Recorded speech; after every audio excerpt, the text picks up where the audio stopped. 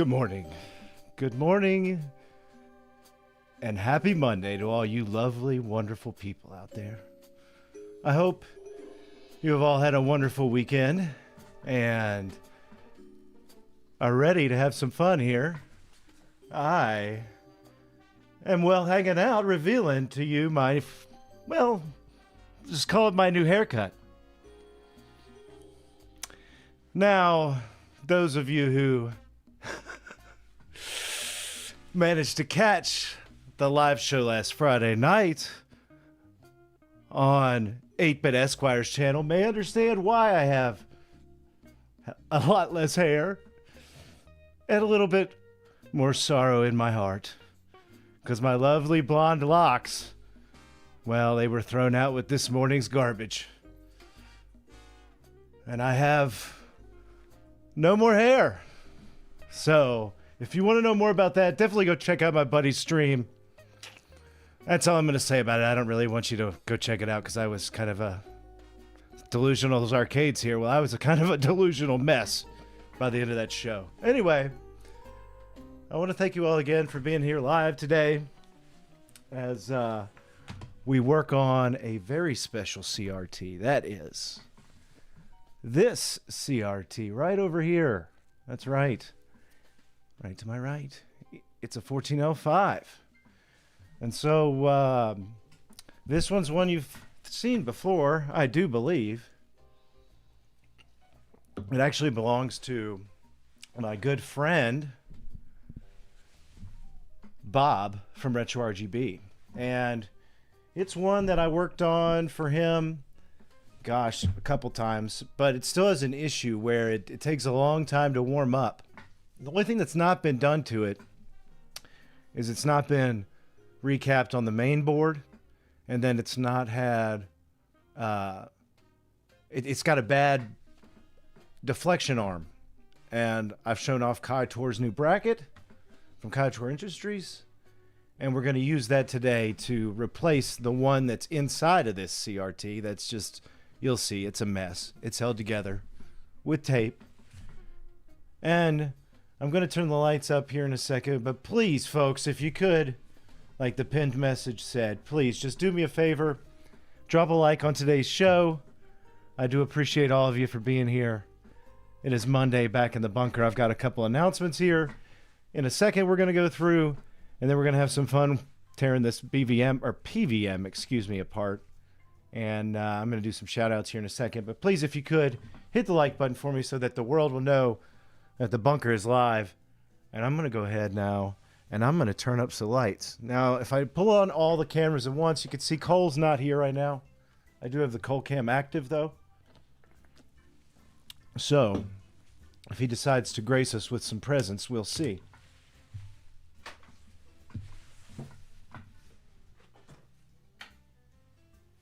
Let there be light.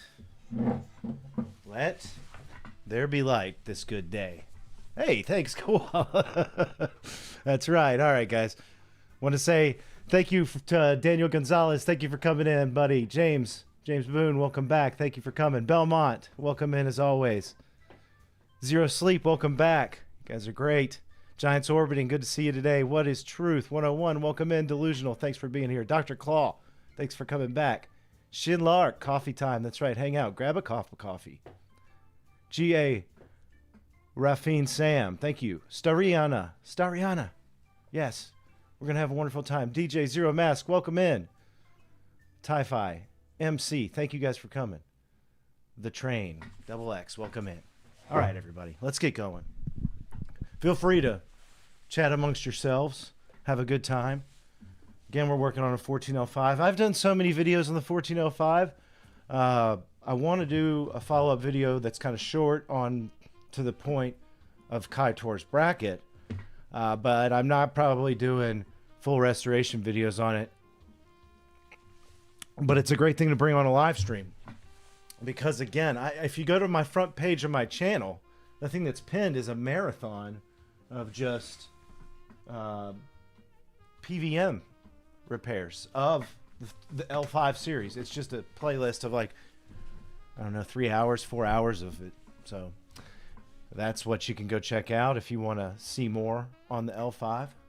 And let's go over here, take a look at it though. It's going to take a second here to warm up. So that's what I'm going to do first off, is I'm going to power it on. I haven't powered it on in weeks. Okay. And this one, you'll see it. It should take an extremely long time for the picture to come up. I mean, like minutes. So let me get it a little closer. As long as nothing else happened to it in the meantime. So that's powering on. This takes a second to get going. It's on line A. I have a signal going in there.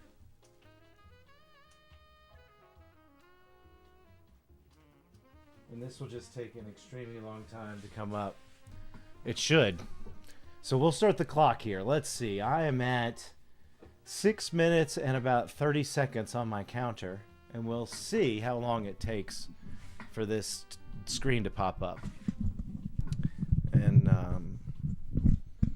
we'll just watch it.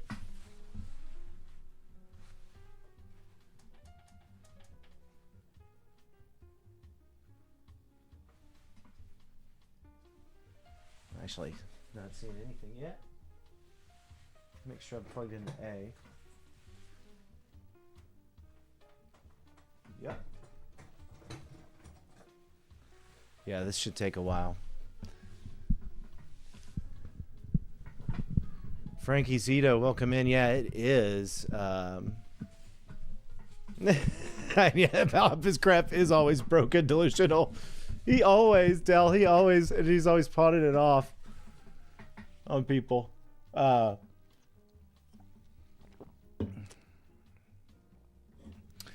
yeah, Frankie Zito, it is a tough one to get into and service because there's so much crap inside of it. It's all compacted. So it's a little bit more of a pain in the neck to work on. So we're just watching it here. We're coming up on, goodness gracious, 1 minute and like 15 seconds and still no image.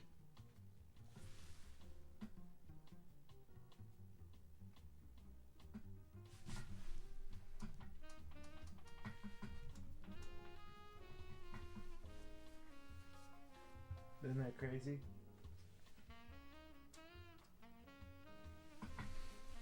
Well, we'll just see. We'll see if anything comes up. I swear. You're right. Bob always sends me this stuff. Now, it worked last time I tried this thing. And it's been sitting in the shop here inside since. Let's just see.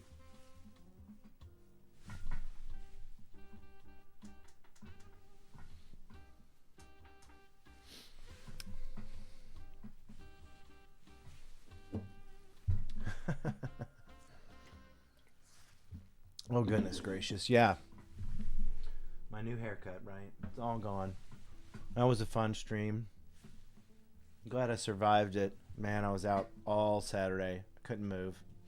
I was a waste. I was so lucky. My wife had interviewed for a new job at they asked her to interview for a new position at the university. And so they had been having some issues with HR, and they hadn't said anything about whether she had gotten the job or not, and they offered it to her Friday while I was on stream acting crazy, probably shaving my head at that simultaneous point.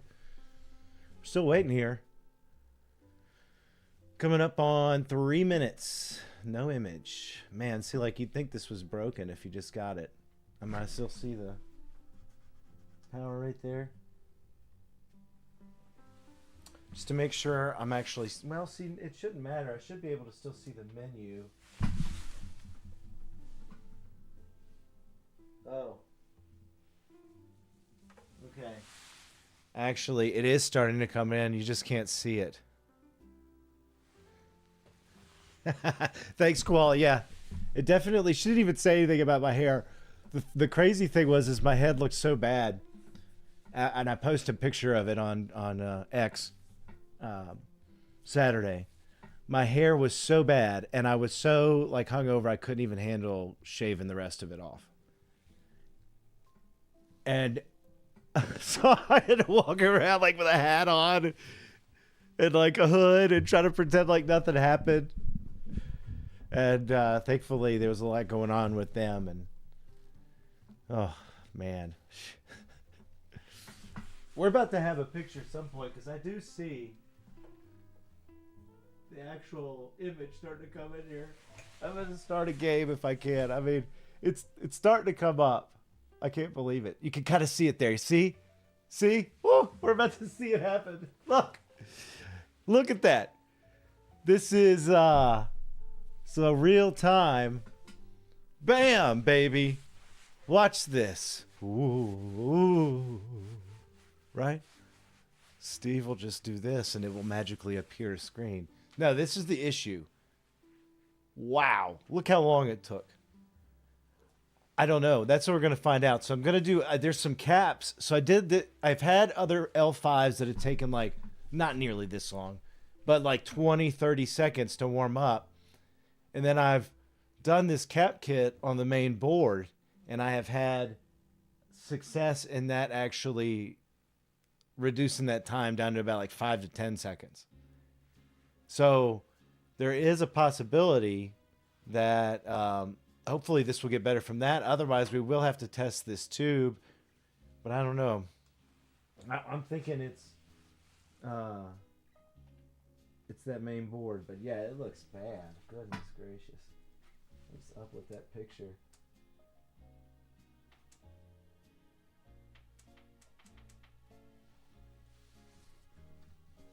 Completely crazy that picture is. And I mean, it might take longer. We're going to let it, I'm going to put a game on it and we're going to let it warm up.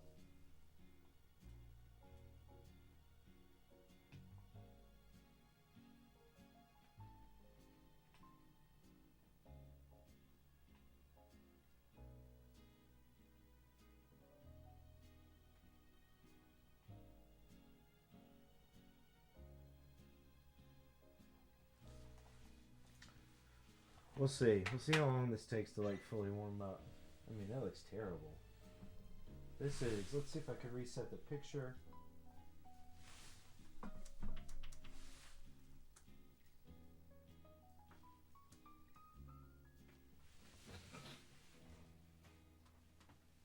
I remember when we started it up from cold before, it took a long time to look good.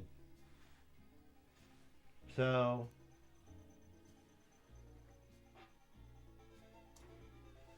I mean, everything else is working on it. Like, you can hear it.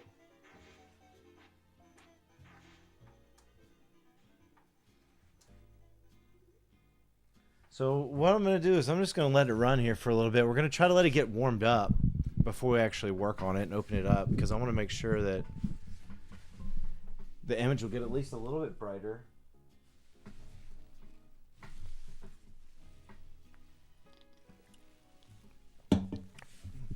Oh yeah, I need to bring you back. I need to bring you on the show. I've been waiting. The holidays have been so crazy, and actually, I'm about to have to leave town. I'm taking the family on a trip to New York for a couple days, right before Christmas. So I won't be. I won't be around. Oh, and Finion, that's not true. We can actually rejuvenate trinitrons, and I have on this channel, and I've done it on a 1351Q last month. They can be tested and they can be rejuvenated. I actually had one that had no color in it, and after rejuvenation looked great. But see, this one looked really good after it warmed up at the convention.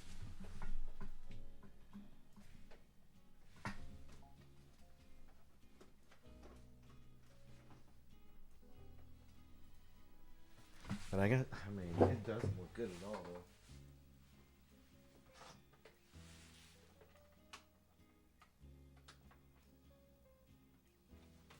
I'm just going to try and reset it and see if that would help any. Let me try the input B. I'll switch it over to that. It's on composite video.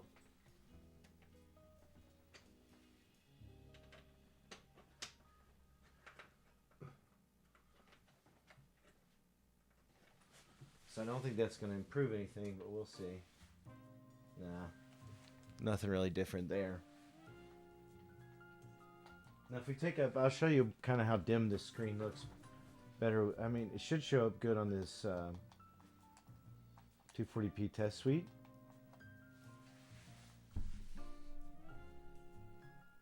Yeah, super dim. Everything else looks fine. It's just this really super dim. If I go to like the color bars, I mean, I can see all the colors, but it just looks weird. Just looks weird. Still looks dim. Well, it's getting better, I think. Again, it's probably going to just progressively get a little bit better each time.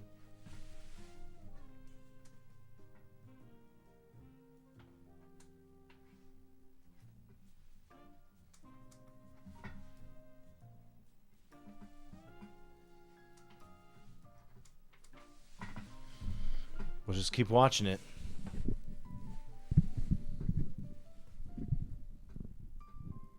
And see if it gets any better. I'm gonna give it about another probably 5 minutes. And if I don't see any improvement, then okay, we're just gonna begin servicing it, because I want to go ahead and get it apart. While we're waiting and watching, I'll show you. This is, so I've already done this kit for part of it. It was the 14L5 kit from Save on Pat. And so I've done the deflection cards in it, and we need to get into the main board because there are roughly 10 more capacitors I have listed here, and that board has a lot of capacitors in it. Nice.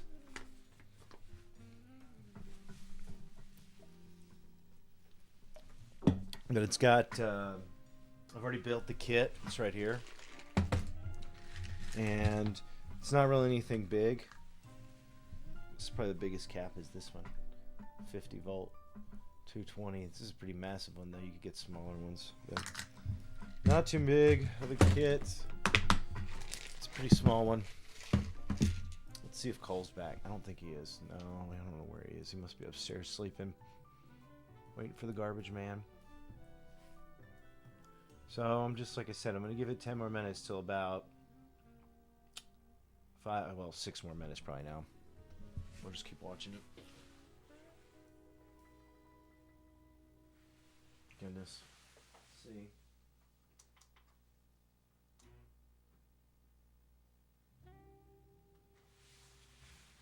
I mean, it's functioning. Excuse me.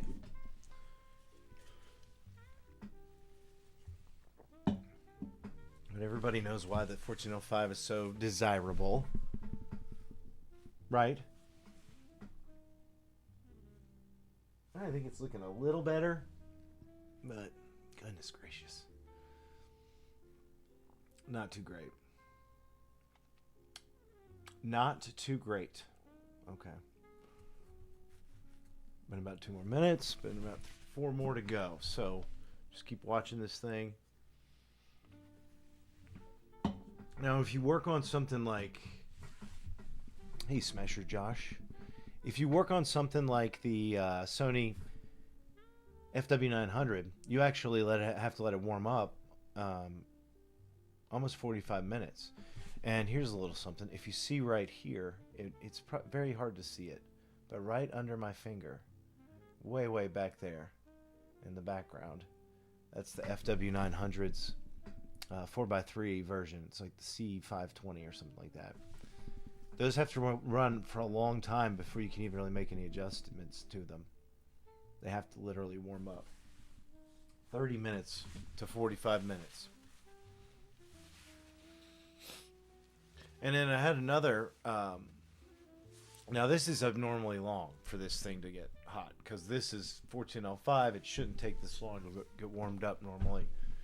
So this is not your normal case, but there are times where you can turn the CRT on and it pops right on.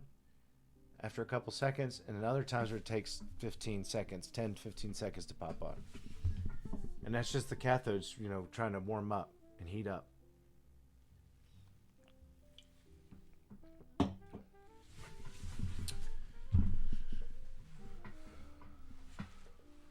All right, what are we on the timer? 20 minutes.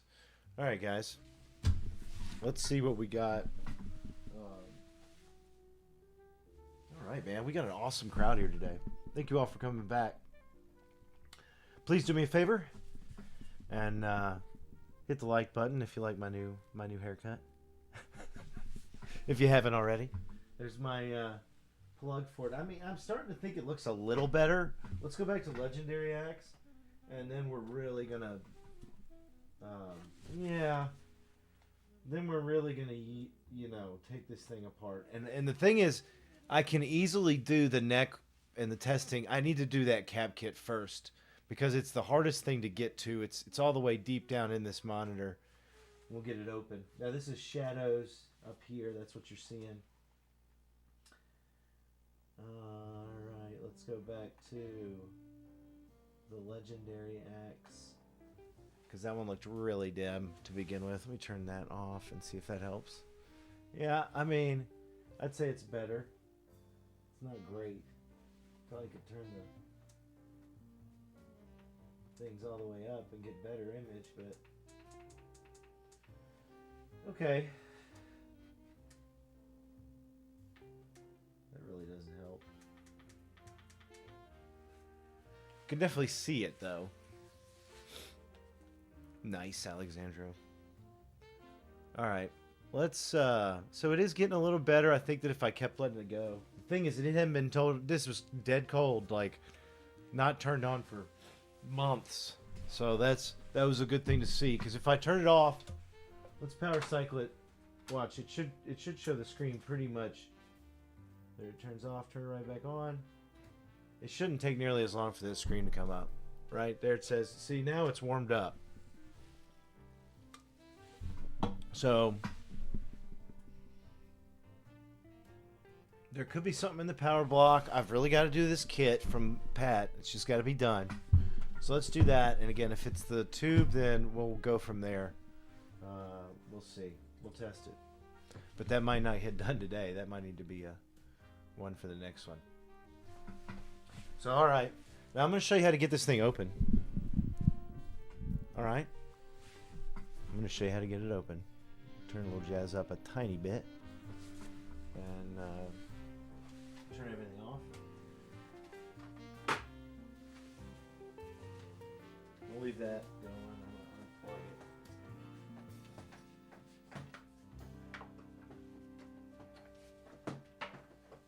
it. And there we go.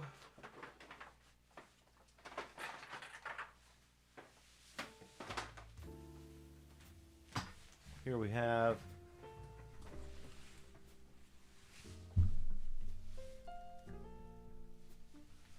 six screws on this side, all of which need to be removed. Hey Ronnie, no, you didn't miss anything yet. We were just testing this PVM, and what is going on with it is it takes forever to warm up and actually show an image. I mean, it took, shoot, now I can't remember. Thankfully we recorded it on the, if anybody could remember, they could put it down in the chat. But I can't remember the amount of time it actually took for the screen to pop up. But it was a long time. It was like, I think it was beyond 6 or 7 minutes. And then it took another 15 minutes to get a decent image. I think it would have gotten better if it had been running for an hour, but it takes a long time for this one to warm up.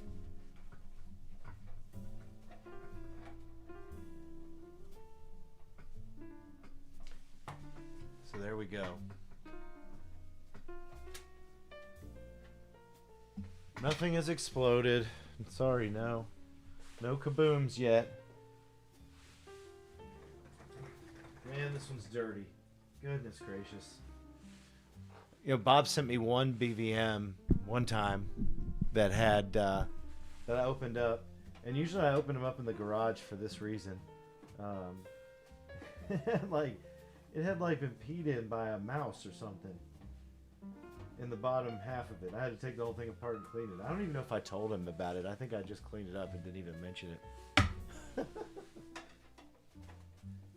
But it was in New York City and in storage, so I can imagine that happens.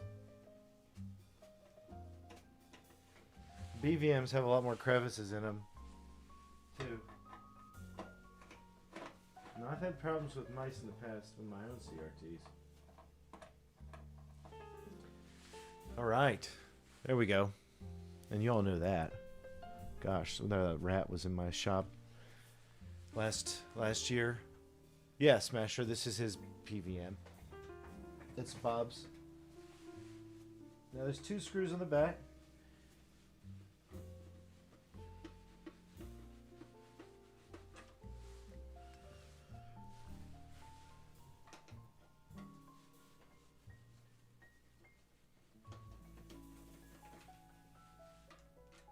And that's it. Oh, come on, last screw. Gotta get this last screw out of here.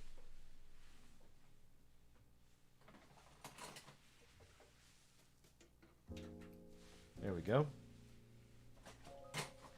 So you don't really want to take off that, you don't want to take off these rivets at all. You gotta be mindful of what is around, but that's all you take off.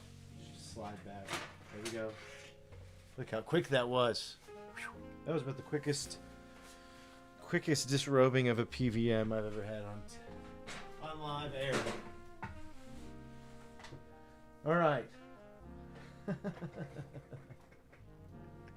Look at this arm. Maybe I can get some light and zoom in a little bit for you. Oh my goodness. Look at this. It's gonna get a little grainy, but it's okay. This is a piece of tape, electrical tape. Look at this. This is not good. As I said, I've already done the cap kit on this board. Look at that. Because it's broken right here, see? Isn't that fun? And you might say, what fool? Hey, here it is. What maniac do you think would actually just have done that, taped that in? What kind of lazy, lousy serviceman you think did it?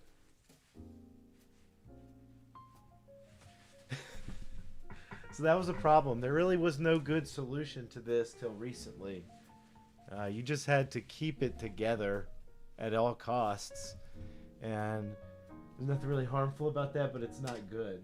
But that's kind of the reality of working on old hardware sometimes is, yeah, so that's the actual thing, Ronnie. Watch.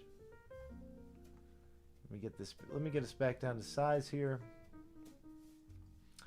And we're going to replace this with Kaitor's arm. And then also I have to get that bottom board out. So to do that, I really should just remove all this stuff anyway. So that's what we're going to do. Ooh, is I'm going to lift this up and maybe do a little bit more of a downward view so you don't see so much of the table edge there. And because I can't really get rid of this part in your view.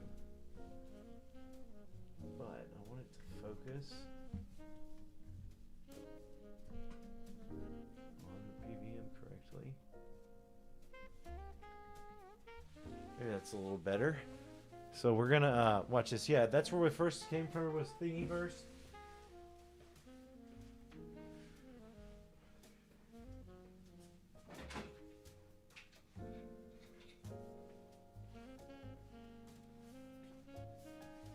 But I'm absolutely terrible at 3D printing.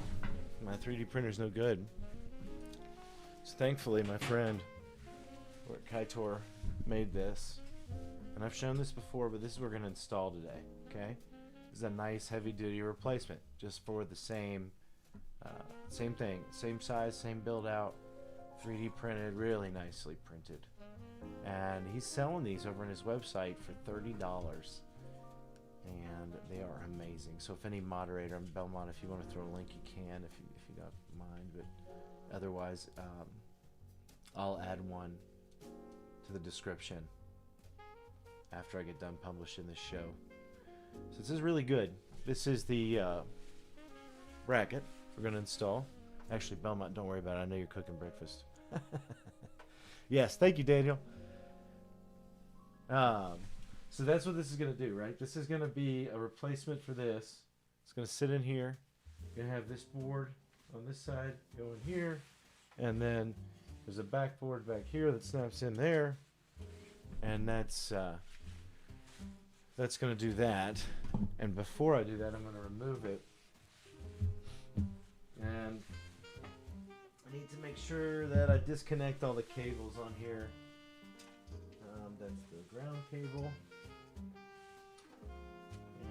And to get this part out, I don't need to discharge it yet. Okay? Hey, Snuffer Stuffer, welcome in today.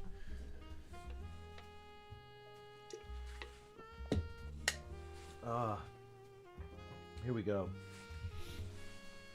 So there's a screw, generally speaking, there's 3 screws on this board. There's not usually 4 installed. I'm gonna take them 3/4 the way out. Yeah, there's only 2 actually on this one because the bracket's so bad. Just gonna back them out a little bit, and then I'm gonna disconnect all the cables now.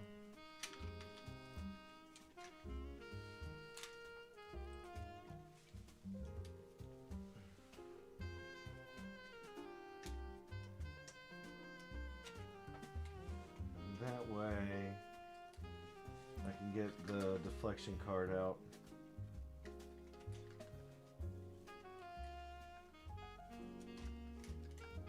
Gosh, this thing is just wanting to fall apart.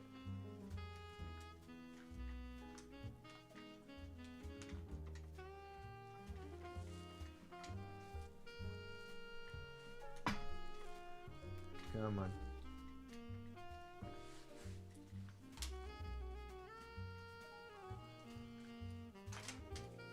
There we go.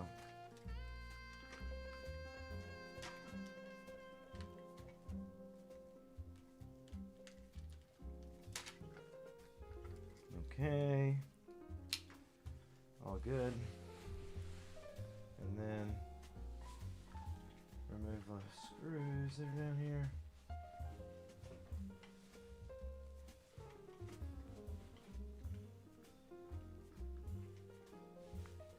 And this thing is in bad shape.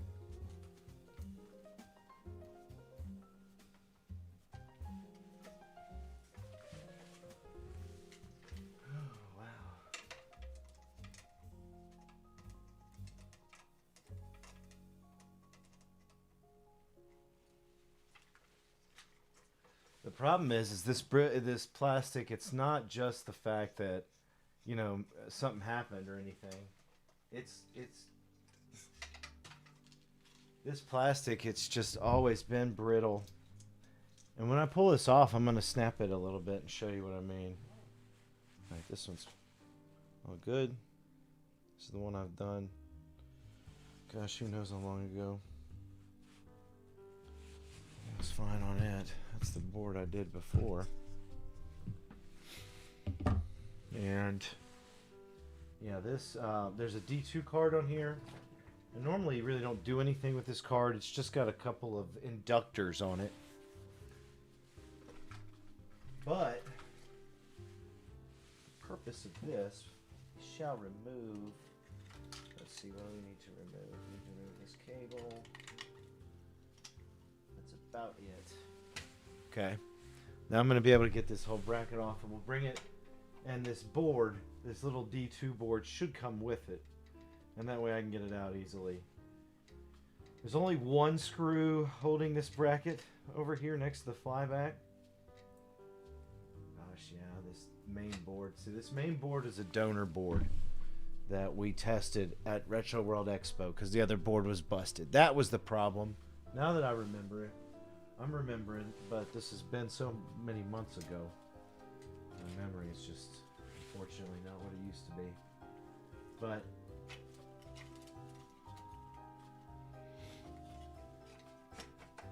it had, it wouldn't even run for more than a couple seconds without shutting itself off. So there was a problem with the original main board. We got a donor board, installed that, and this one needs to be serviced.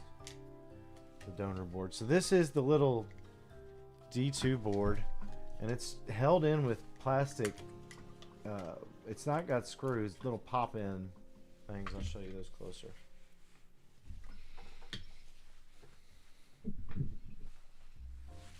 So this, what was this in here?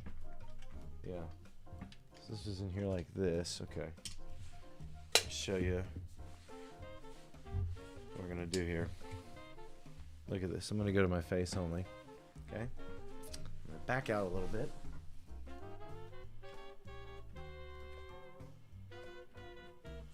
There we go. And so this is the other side of that bracket, right? This is Bob's original bracket, which is not nice. So I've got the D board here. I've popped it out, and I just need to install. It's gonna go right back here on the new bracket, okay? But in order to do that, I have to put these little plastic pins in here. Plastic snap-in things. And I think I should just be able to pop them out from the opposite side with just some pliers like that. You squeeze it, that's it, pops right out. But so you got to match it. Make sure you do it the same way that it was before. So I'm going to snap it in there like that. Okay? And where this piece is on the inside, you'll get to see all this. I'll show you to you what it all looks like when it's actually finished here. And then I'm gonna show you how brittle this original one is. And this is pretty much the condition for all of them now. So just the fact of simple thing of getting this serviced. And this is going to be part of probably something everybody's going to want to add to their servicing package. Now that I can get a good stable supply of them, because again, I don't have the, maybe one day I'll be able to 3D print them. I guess I probably could. That would be smart of me to do it, but I'm not. I got one. It just couldn't get it going.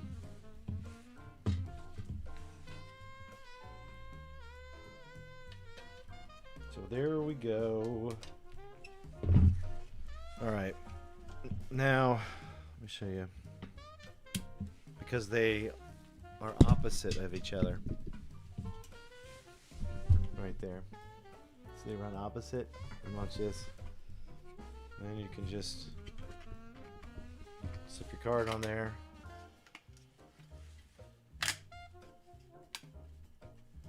Your little D2 card. And that's how it goes, because it slits in there, and then you got your connection point up top like it's supposed to be, and that's it. Perfect. Fits perfect. Right there. So that's, there we go.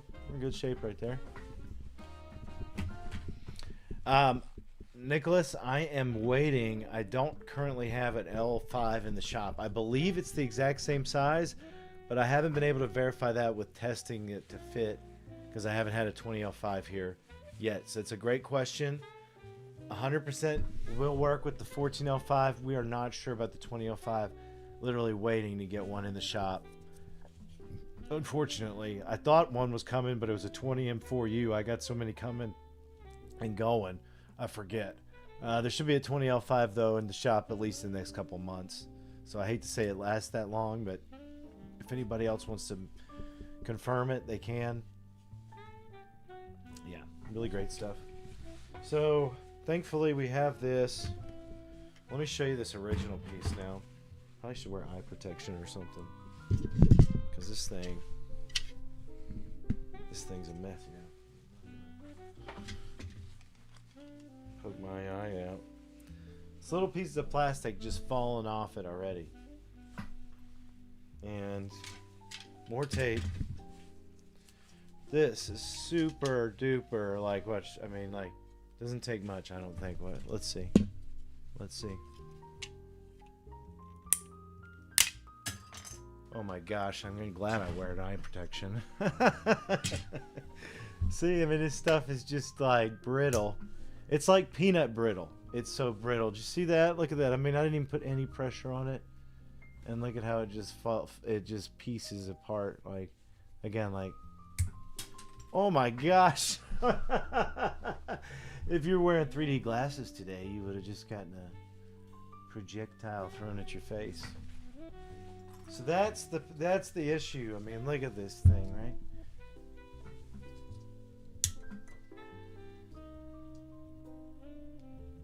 Ah, that edge is still strong. Anyway, that's what's wrong. All right, enough. You get the point. It's garbage.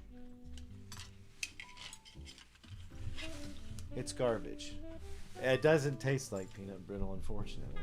But the dog might think it's peanut brittle, and if I think a piece just went flying over there. Oh, dropped one too. All right, I'm gonna go trash this. But you get the point. It's no good. It's no good. So here we'll go. I thought Cole was over there, but he's not.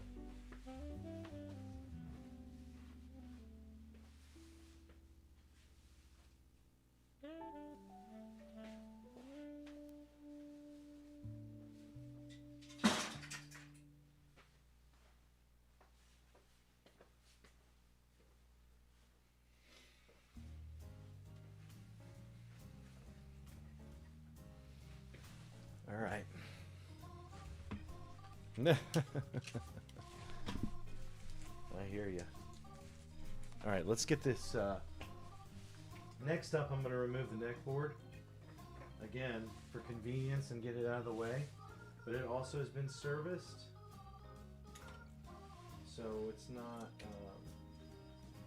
the issue. It works. It works. So I need to get it out. Let me go back over here to our desk camera since Cole's not around. I'll pull myself down. Whoops.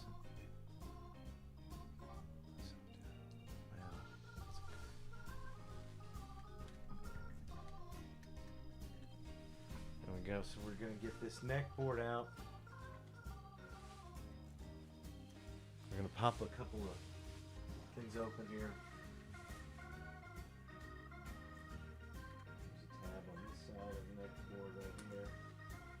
Side, there's a tab.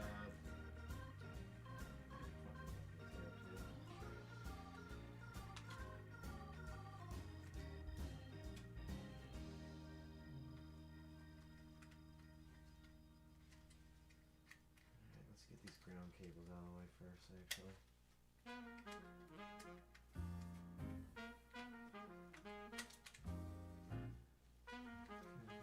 Stay.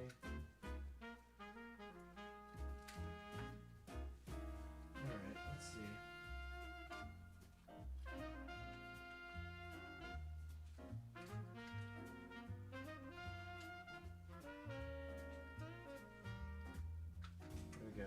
See? Get this apart. That's how you get this neck board out.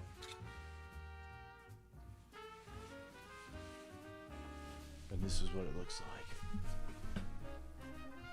inside of there.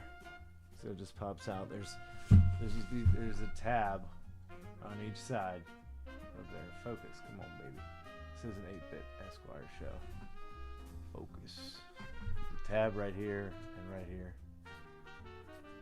You just, slightly put a little pressure and pull that back to release it.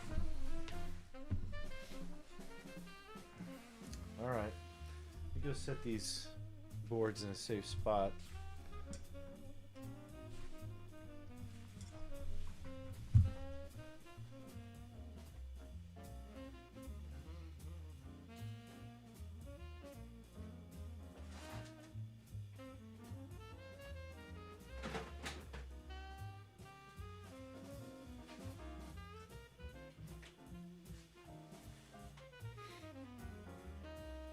Okay. Now, as far as the rest of this stuff is concerned, we do need I need, you know, I'm gonna have to do some things. Some cables can stay over here, pretty much all these, and the ones that I have to disconnect are all the ones from the input board. So I'm going to disconnect all these cables right here, and I'm going to pull them out of the way because I'm going to take the main board with the input board out from under here, and I'm going to kind of move this up and have it out floating so that it doesn't, I don't take it out also. It's the best way to get in here and get to this board that I've found.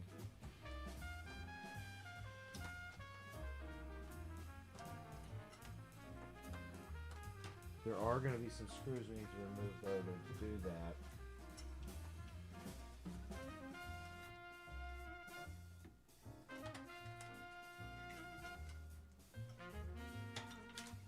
So what do you think? Would you be able to take this apart? Hey Mark, don't get too excited. This is still Bob's. You're the next one up after I get this one done though. The next of the PVM L5s. I actually put together your cap kit today for it. And I have a bracket for yours if your bracket is busted at all. I have an extra bracket here that I've ordered from Kaitor. So we've got it all going on, buddy. Inka dinka doo. Hey. Why hair go bye-bye? Oh, that's a long story. You know, Mark, you kept saying, why weren't you guys drinking that night? I drank way too much, friend. Oh, my goodness. Then Voltar showed up in his underpants. What a night. It was for the children, for a great cause.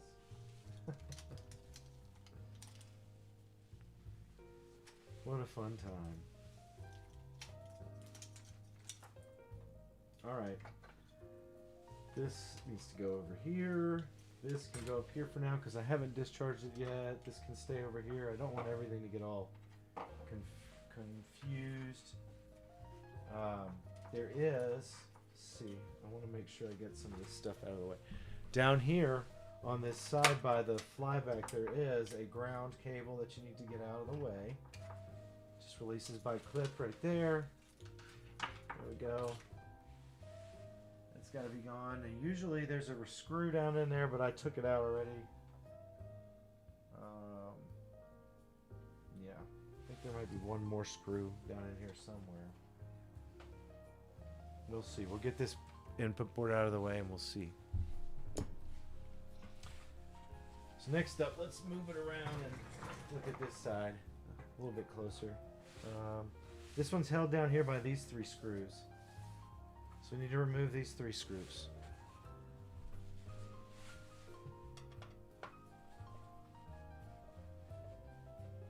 I'm going to remove 2 of these and I'm going to switch around and remove a ground screw.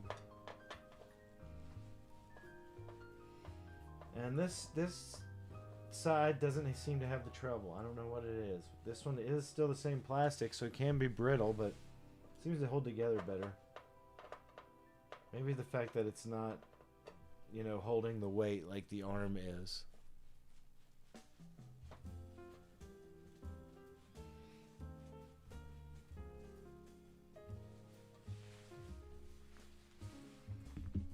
Yeah. That was a lot of fun.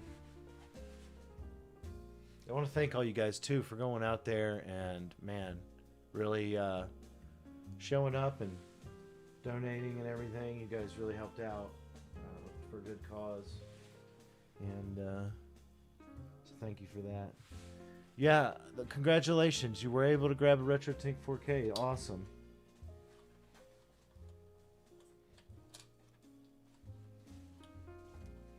Merry Christmas, right?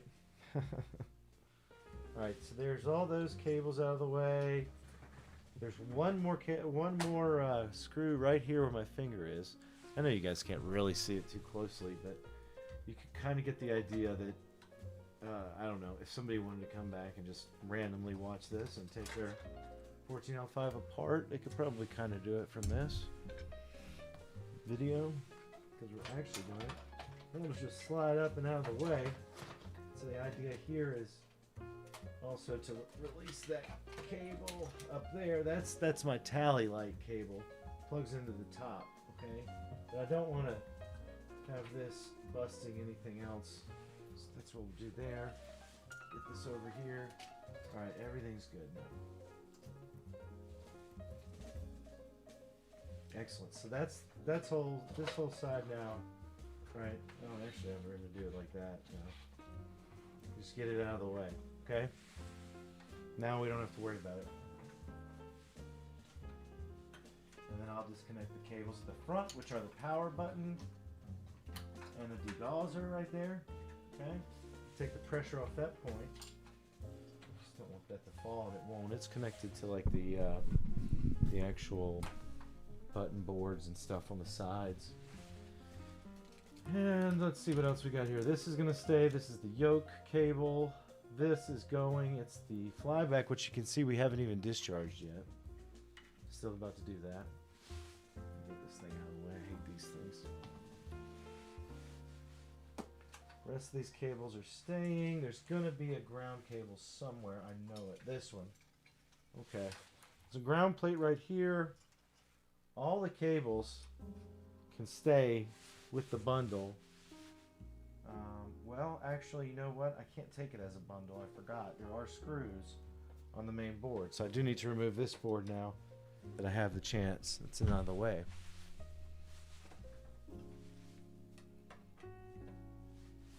So I'm actually going to remove them from the main board instead of from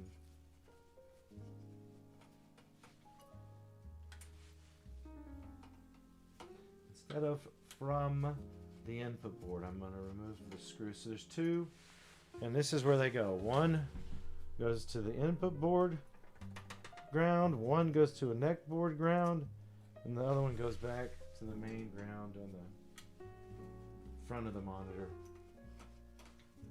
Now all these grounds loop together just to give it a good grounded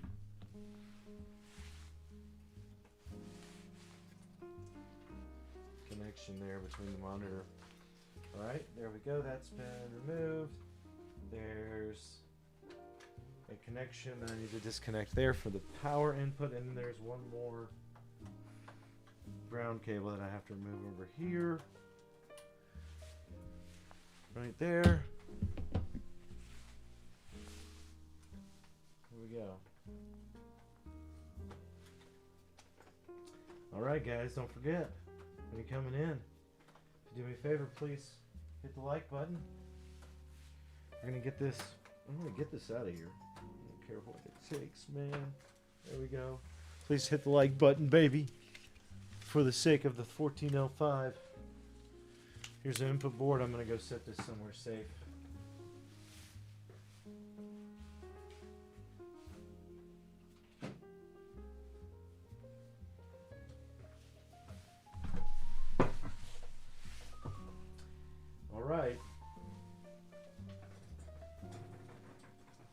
All right, you know what's next.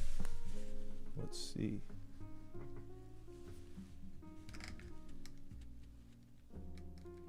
Let's see if we can do our best electro boom here. I know how close I can get into this. Let's see. Well, maybe if I move it right here, I can get closer. Ooh. Ooh. Look at there. That's better. Oh yeah. Let's get frisky up in here. Okay.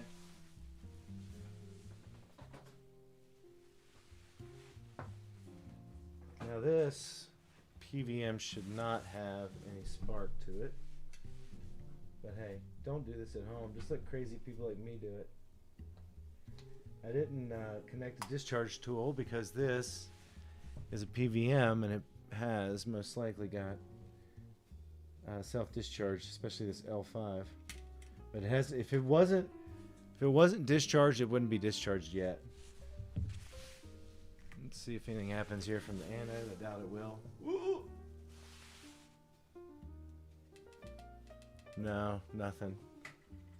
And I mean, we could just take this ground that to the... No, it's too short. Ground that to the plate right there on the side. Nothing. But don't do that at home, kids. I'm just the crazy guy, remember? And that's why I have no hair.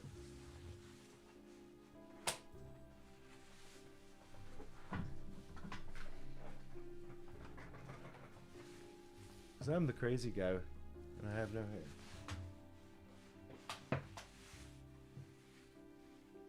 No, I didn't go all the way down, you know.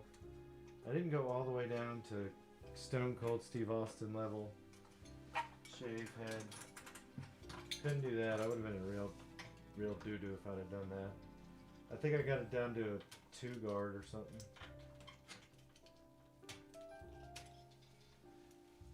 Alright, this bundle's connected to the left bone, and this bundle's connected to the right bone.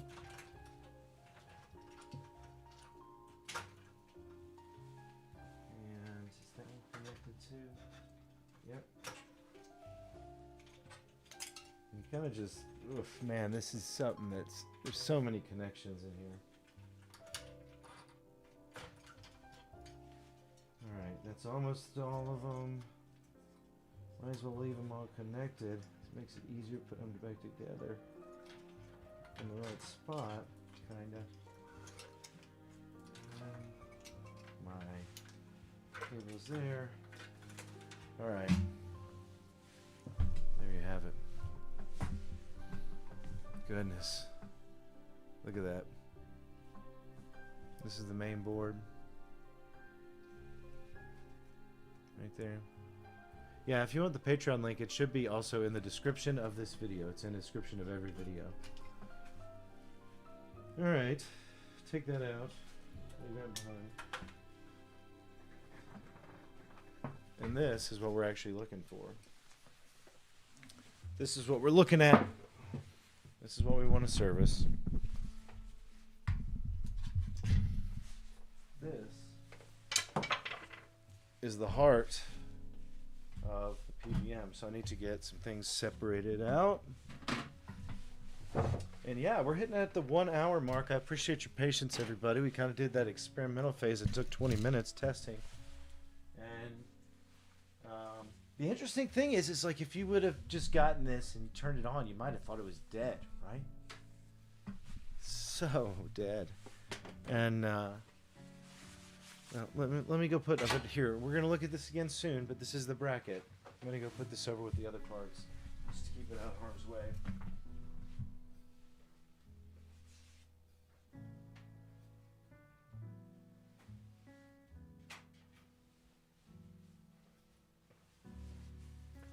But yeah, man, I should really gush. I mean, so many of you guys out there, I know you're already on the Patreon stuff. I really appreciate everything. I'll be honest with you, I could not. Did cost $3,500. Good one. I'm super thankful for everybody on Patreon. You know, I could not do this without you. I don't have any like real sponsorships for my shows or anything. It's just Patreon and then the work I actually do. And this is my full-time business, self-employed job that I do now, is just work on these machines and study them and then refurbish them and restore them for people. And so that's what you're supporting, is this show, this entertainment, all this knowledge going out and helping me learn, helping everybody else learn. And I do have aspirations to make things go as big as I possibly can, with things like tutorial classes and things coming. It's just hard to do everything all the time at one person. But I have had, you know, a very good year. I have a lot of, look at this. We still got plastic pieces falling out of this board from that bracket. I've had a good year where I've had a lot of people come in and get their PVMs restored. I have a good wait list currently. More pieces. More pieces. So we're gonna get in here. I want to switch this camera from kind of being that view to overhead view, okay? And to do that, I don't want to give everybody out there a headache. But I can preset up a little bit. And I can do this one and do like this. Yeah. Yep. Yipper skipper. We're gonna move this guy out of the way. Cole has not been in show today. I don't know where he's doing, man. He is not hanging out with us today. He doesn't even know it. He's upstairs, probably snoring on the couch, waiting for the mailman to come. So this has a lot of our power stuff in it. I'm just getting this all fixed. Go okay. Try to take that. And I've been trying to find a better camera than this, but no luck so far yet. The one I wanted is on, again, it's on like a pre-order or something. I'm not interested in doing that with Logitech. So this is the board. You can tell it's tons of capacitors in here, okay? The ones we're going to be concerned with are going to be kind of a pain in the neck to get to. There's one, no joke, you can see it right now. Let me point some of them out to you.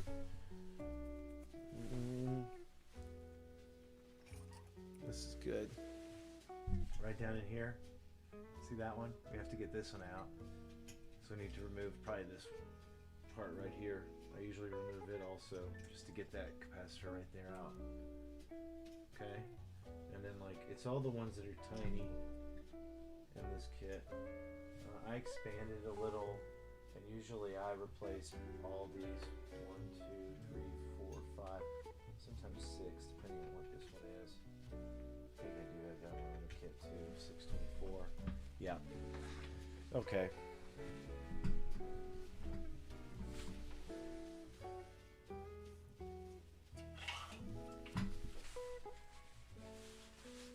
So here's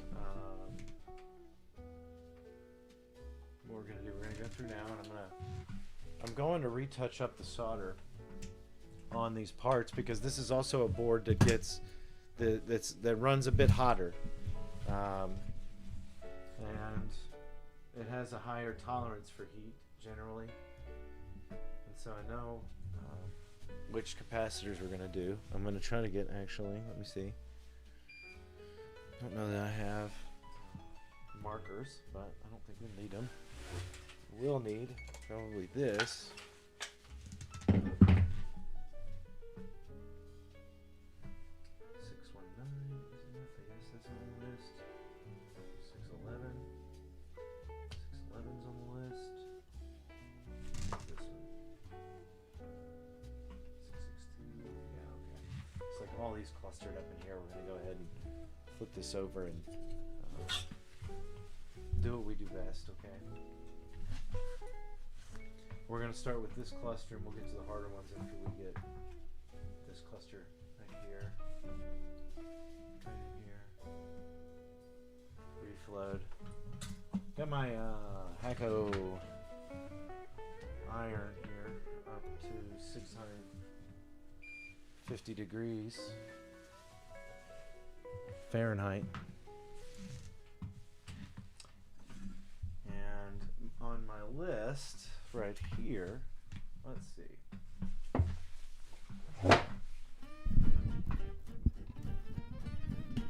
Let's see if we can get everything situated without burning my head off. Let me move my microphone up a little.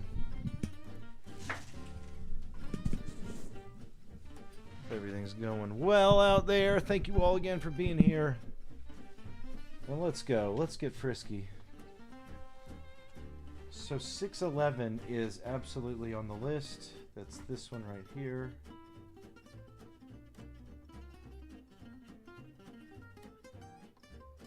And I'm flooding it.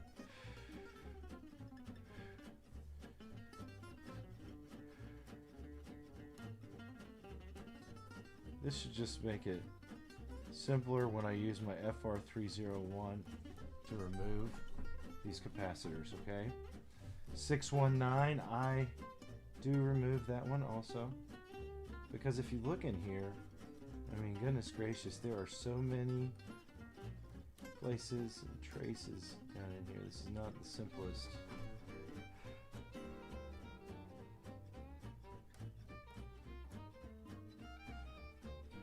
Board to work on.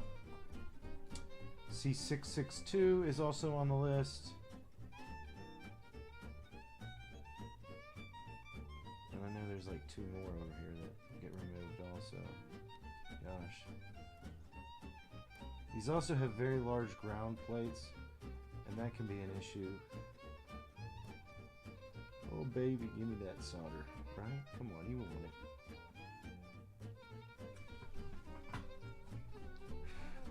And see, when you do this, it also makes it kind of easier, right, to see which parts you're replacing. So that's those 3.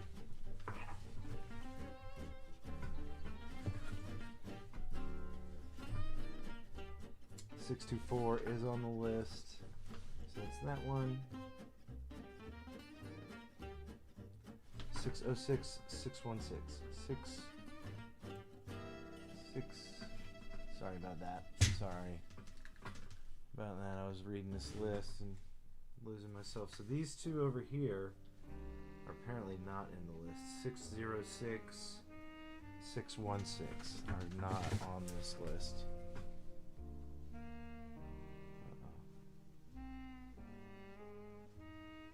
But what is that one? 50 volt 100, that's that one. Oh, that one's hard to see what it is. 50 volt 22.2. 50 volt 2.2. I'm probably going to go ahead and change these 2 also, just for the heck of it, because they're right in here too. I don't think 609 and that, but so there's those 3. There's this big one I need to do, and then there's these 2 over here. All right, let's go back here and we'll look at them. 624. 624 is right here.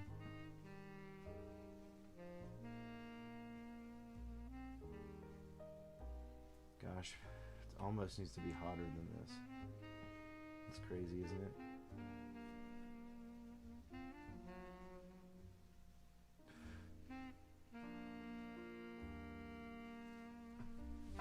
Okay. There's 624. What was the other ones I said? These 2 over here. Oh, man, these are like super clogged up in the middle. There's that one. There's that one. This is C606.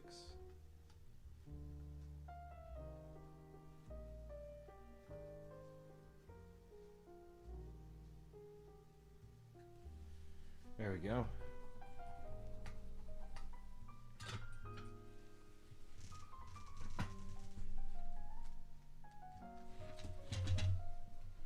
So that's this cluster. And that's about half the kit. So what I'm going to do now is I'm going to actually go and I'm going to fire up.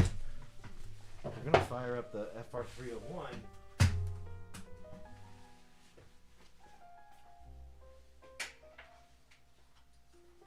And we'll remove all these right now.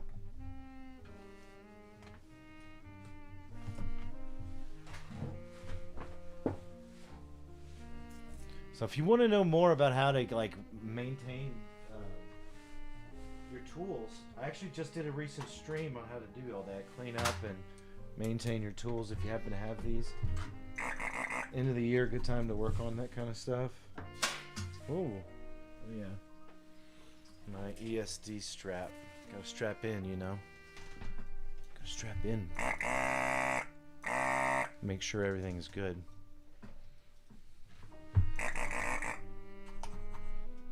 I'm letting this heat up. I can hear it sucking.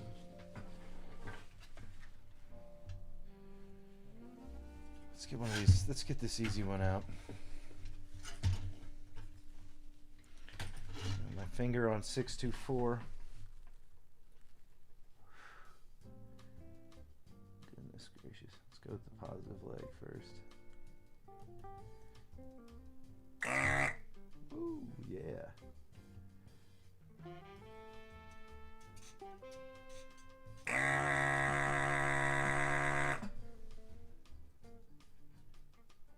Okay, I got one leg free.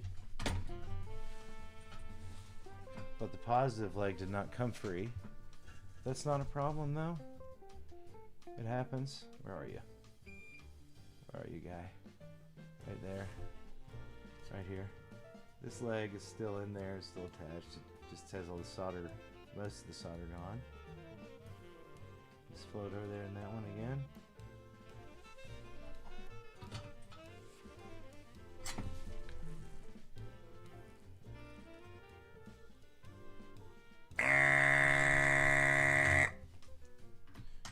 Alright. I think that's good. Looks like it. Yep, it's broken free. There's the other one. And this is just, you know, this is not the easiest board to work on. There we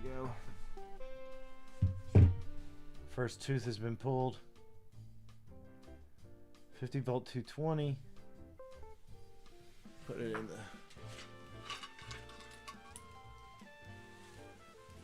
bad caps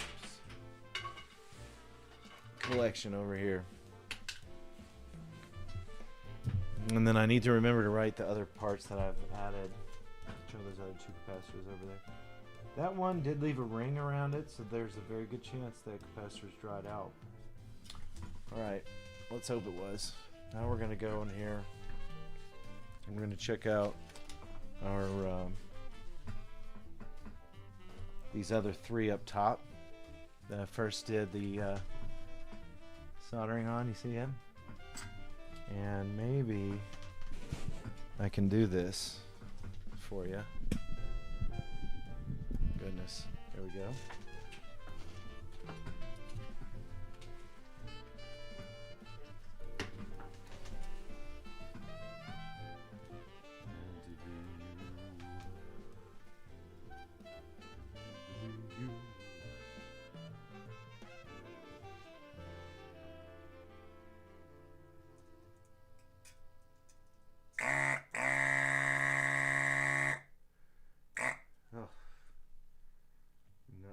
Can't get it to just release.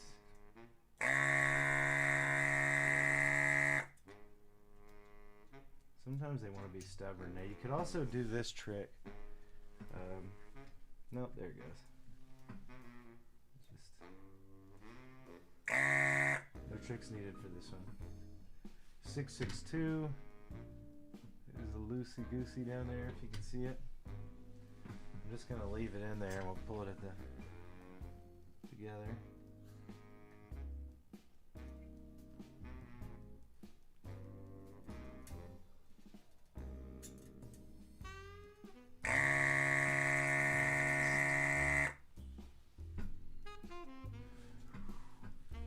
Baby. Gotta have the I need a man with the slow hand, right? Easy touch.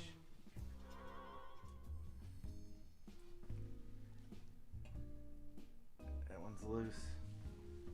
Whew, goodness. Alright. Oh man.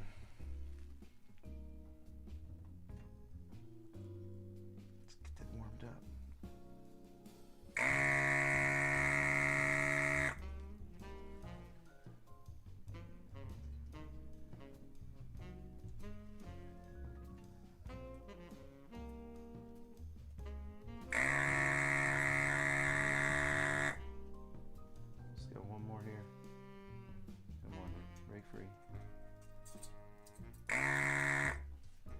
Yes, okay. Our three amigos, our triplet of capacitors here about to come out. I hope that view wasn't too terrible. I know it's not probably the greatest, but I'm about to just remove all three of these at once. So I'm going to confirm that they are what they say they are on my cap kit. We've got a 3.3 50 volt right here, and that is 662. Yes, that's what the cap kit says. If it's different from what the cap kit says, I'm going with what's on the board, okay? Unless it's specifically mentioned to change and upgrade the part. The next one is 619. 619 is a 54.7. Yes, that's what's on here. Yeah, I will. Yeah, play for it. See how these look after this. 611 in the list. It says to replace it with a 100 volt 47. My goodness, that's not going to fit down in there. Man, it's too big. I think we're going to have to just not replace it. It's actually a 25 volt 47, so we might just go down to a 50 volt. Even though Pat wants us to go really high on that voltage. Alright, so that's the first four. And I've added 616 and 606 to the list, so I need to get something to write with. Give me 1 second. I'm going to go get something to write with. I'm going to add those to the list.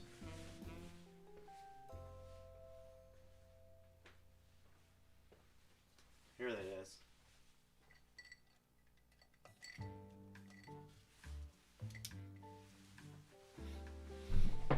Okay.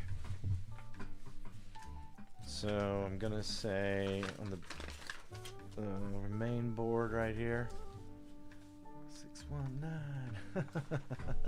What's up, Roll Pats? Absolutely. Okay, so I'm going over here. I'm adding C606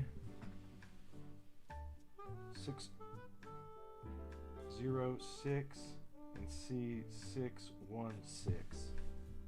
616 is a 50 volt 2.2.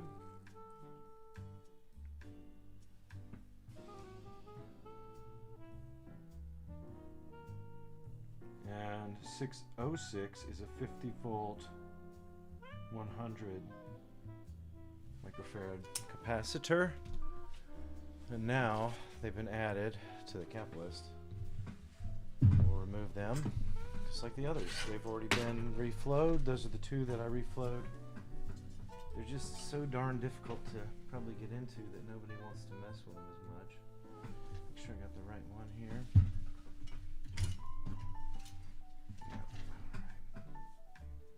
Let's go with the bottom one first.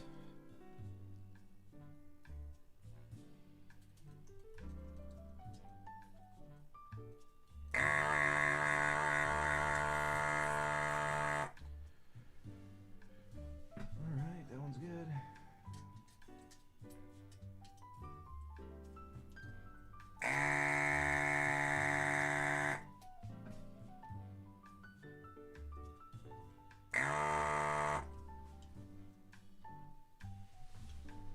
Alright, that one's going to come out pretty easily.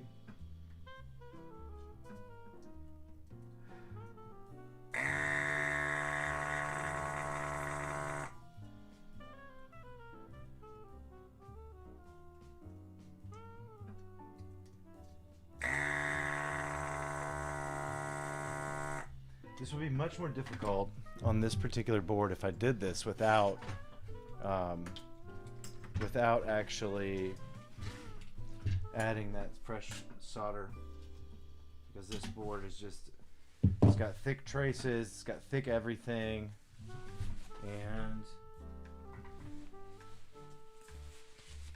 you got to do it 5100 for the 606 like we wrote down. 52.2. Both common capacitors that I'll keep in stock. So there we go.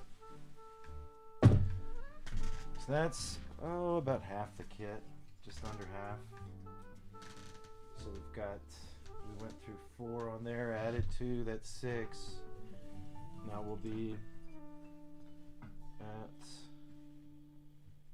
the next one I'm going to do is this hard one down here in the middle. I know that one's on the list.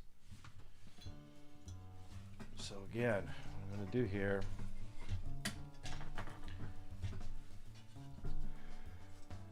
I know this one up here is on the list.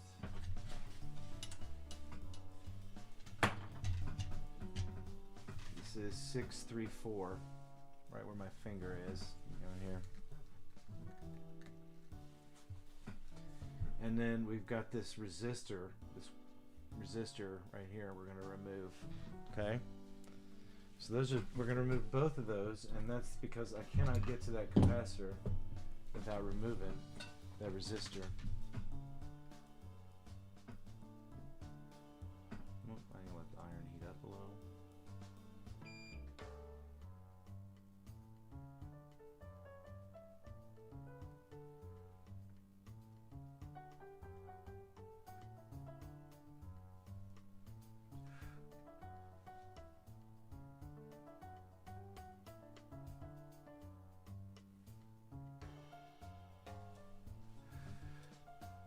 So we're going to get that resistor, we're going to remove 634.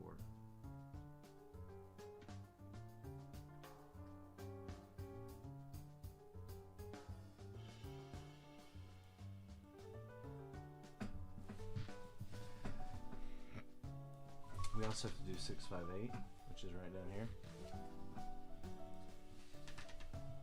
might as well go ahead and do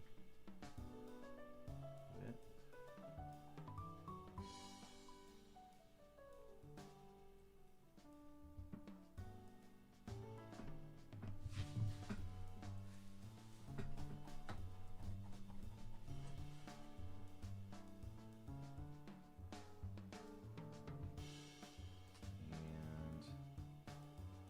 And remove those three and see where the rest of these parts are. I think they're, you know, Patreon services, I'll be real honest with you right now, it's about $70 an hour for labor rates.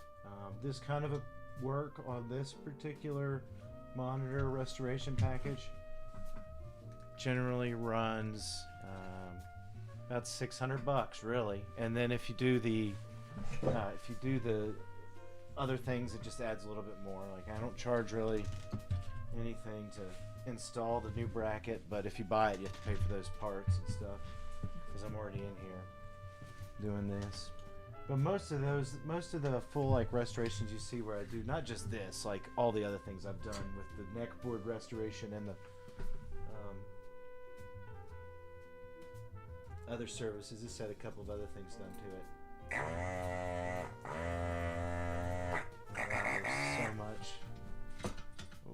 So much of that. Wow, there's a ton of that. I've had way too much solder on that resistor. There we go, good and loose.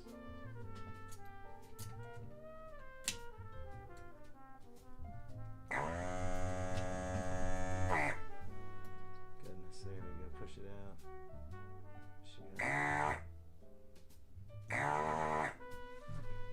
Let's get this, hopefully I got all that off of that. And we're gonna do, yeah. This is coming out. So we're gonna do the text side towards, or text side away from the big shell, RF shell, okay?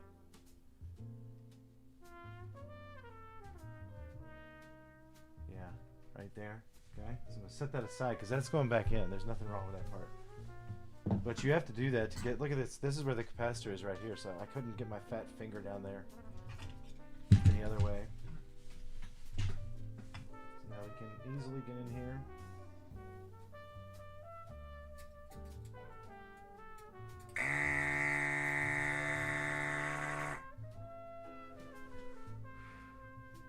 And remove C634.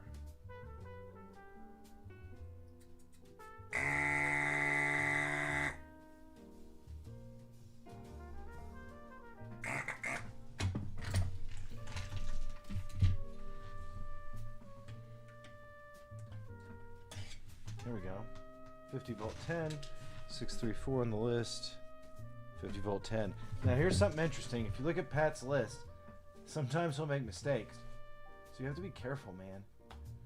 I love him, but he wrote down there was a 50 volt 220 right there, and I've done this cap kit so many times, but it's definitely a 50 volt 10. I just pulled it again, you can see it right there. And that's too big of a change.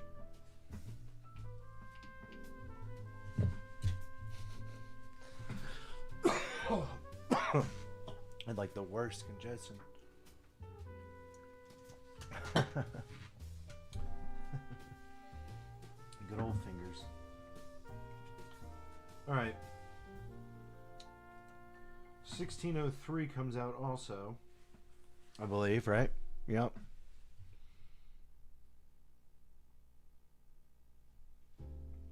I want to say the rest of them are down in this area.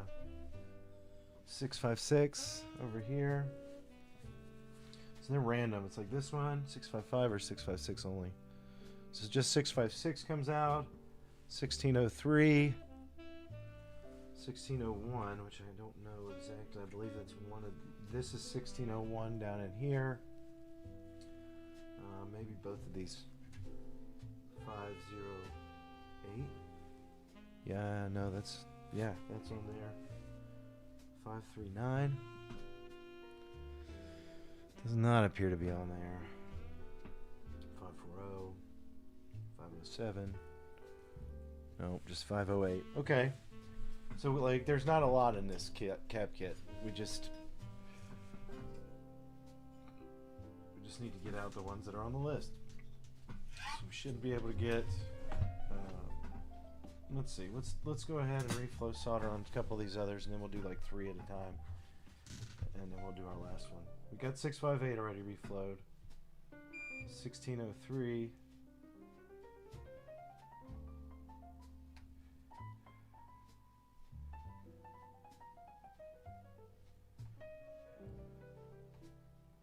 So 1, 2, 3, 4, 5, 6, 7. So we did the 5 on the list, added 2, so we should have 5 left. 1, 2, and then 1601 up here.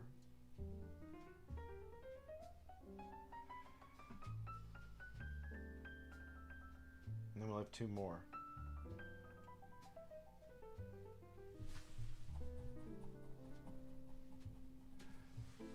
.508 is somewhere around here, right here.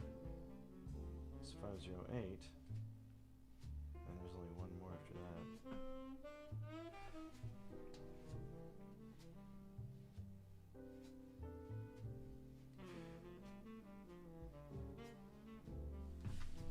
Okay. 656 and 658. 1603. 658, 656 is the last one, I believe, unless we already got that one. Alright. So we'll go ahead and we'll get these ones and we'll find that last one at the end.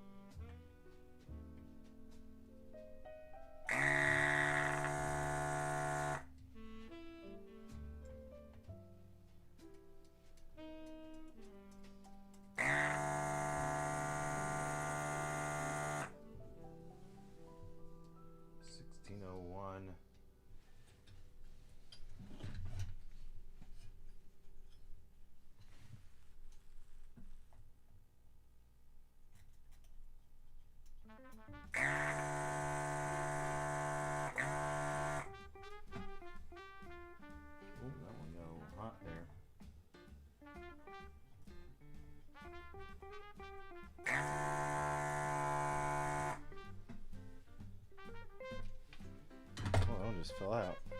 All right, let's do those three out of here.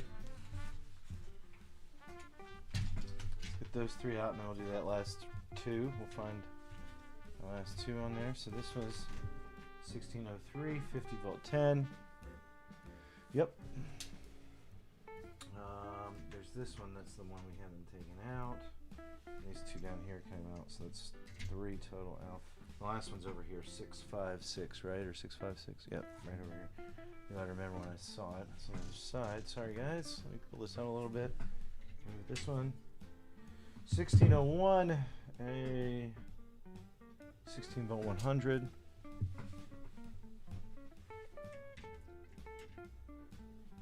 508.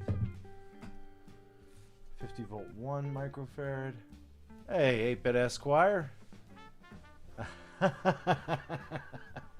Thanks for the $20 super chat, stud. Yeah. I didn't know, you know, I thought maybe I got so crazy the other night that nobody was going to want to be friends with me anymore. I was like, I might have excommunicated myself with my rash behavior. I mean, I honestly don't remember everything. Yeah, I know. I just remember Joe getting me really bad too. He went savage on me. That was fun. I think that should be an annual thing. My not that particular thing, but an annual thing for, you know, us to get together.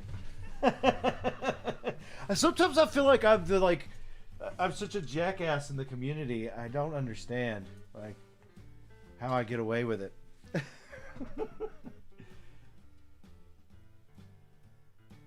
All right, 656 right here, right down in there, and then like 658's up in here. We gotta get these two out. But thank you, Roger. You're the best. Dude, I probably was. I don't even remember that after show very much.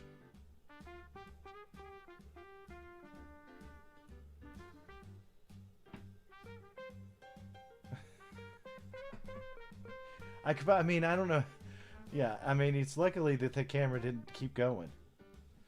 All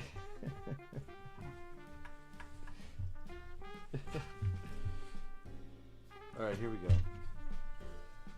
Yeah, well, I mean, I try to have a good time, and sometimes you have too good of a time. Golly, I hope I wasn't too big. I mean, everybody probably laughing at me now, and that's what they're going to say. Steve in the after show. Good grief. Thankfully, that one's not going anywhere. I mean, unless Roger's just, you know, that's the thing. Roger now probably has blackmail on me forever. I'll have to go do whatever he needs for any case he has ever in the future. Great. Didn't even think about that.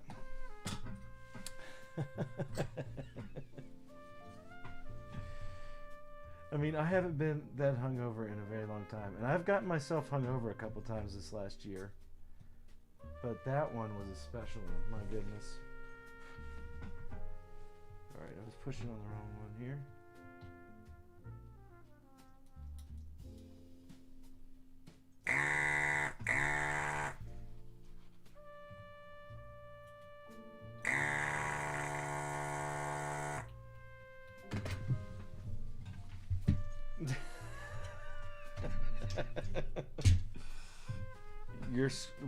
You're sworn to privilege with me anyway, you know. It's like the Fear and Loathing stuff, you know. Maybe one day we'll write a book about it. I mean, really. Some of the stuff we got into just wasn't right. I got into. I was like, what the hell was I starting? You know, the Steve Vortex. That was too good. Too good. Last capacitor here.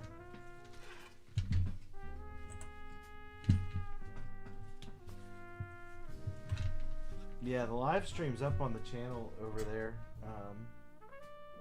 James, I know he does have it. Because I went back and checked to make sure it was still there. It certainly is. didn't get him banned. I don't think that we did that bad. Alright, come on, baby. There we go. But you want to break free. There we go. Whoops.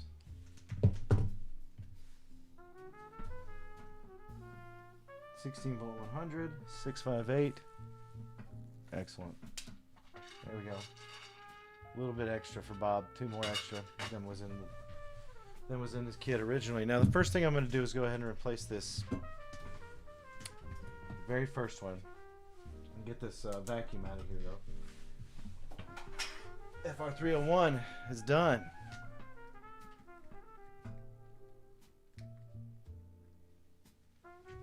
Oh gosh, Mark, I know.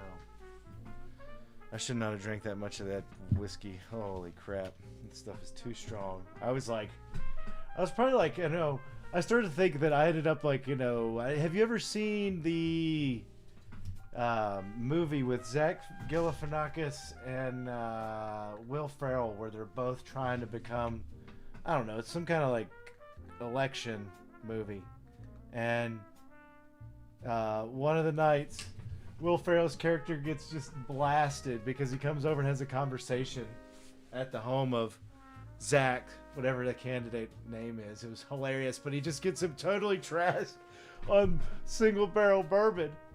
And then the idiot Will Ferrell goes and tries to drive and gets like, you know, pulled over by the cops. And it's pretty hilarious because he has himself painted on the side of his car like he's driving since he's a candidate. So he rolls down the window and he's just shit-faced, but it still looks like him because, you know, the paintings on there. Anyway, somebody probably knows that movie. Pretty funny stuff, but that's how I felt. Here we go. The first capacitor over here, 634, is a 50 volt 10. So we're gonna replace that. We're gonna need to get 2 more in the cap kit. 50 volt 10. There's a few of these, so this is our replacement that I'm gonna be sticking down in there.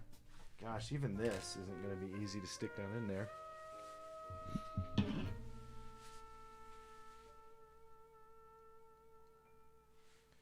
Even this isn't going to be easy to do without that in there. Look at that thing too. Okay. Well, I don't know that actually, hang on. Well, yeah, we're going to clean in there a little bit first. Hang on. Get some swabs.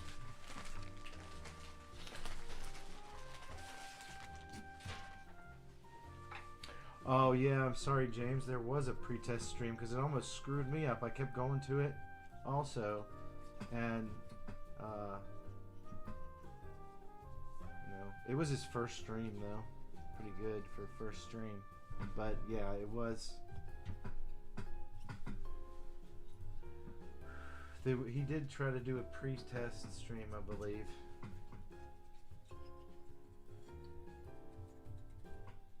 Alright. It's all good. Got all of them. 1, 2, 3, 4, 5, 6, 7, 8, 9, 10, 11, 12. Got them all. Rubbed.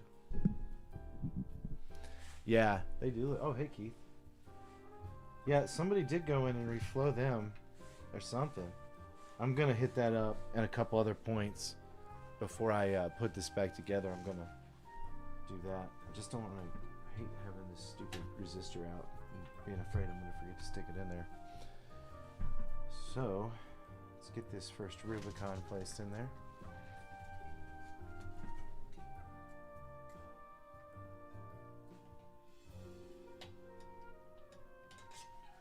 Excellent. Simultaneously go ahead and stick this guy in here. See, I can't even get that down in there without a couple of helping hands. Oops. I don't even know that I can get that down in there. Smaller.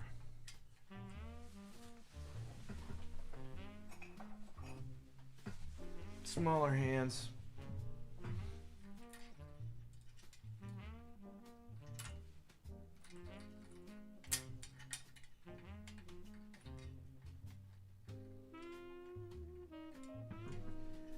keep getting it stuck on something.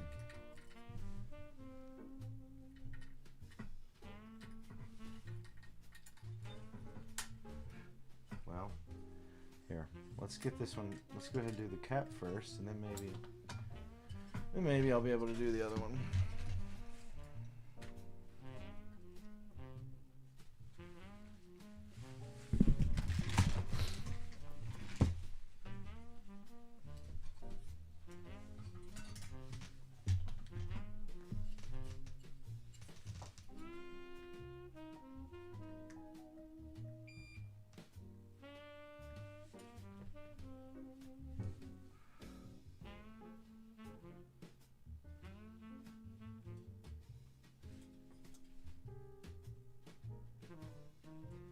Oh, by the way, I just noticed.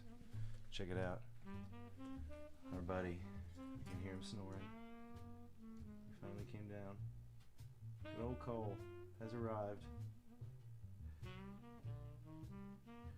So, there you go. There's a good reason to drop a like if you haven't done so already.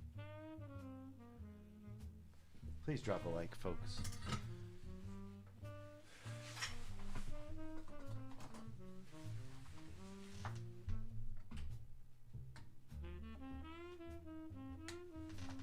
Trim the legs.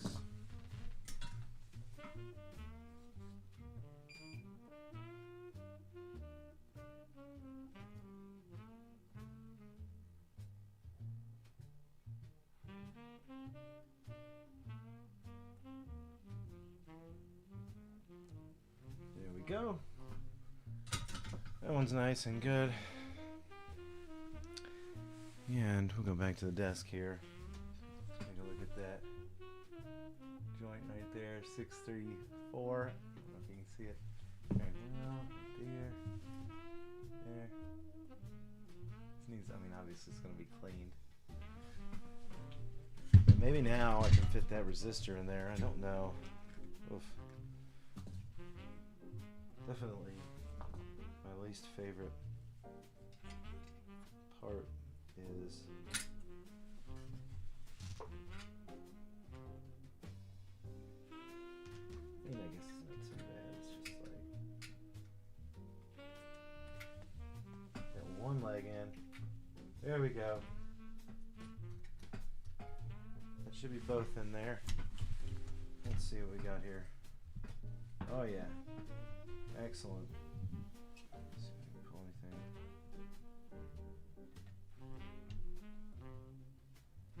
anything. There we go. Coming in hot. Right here.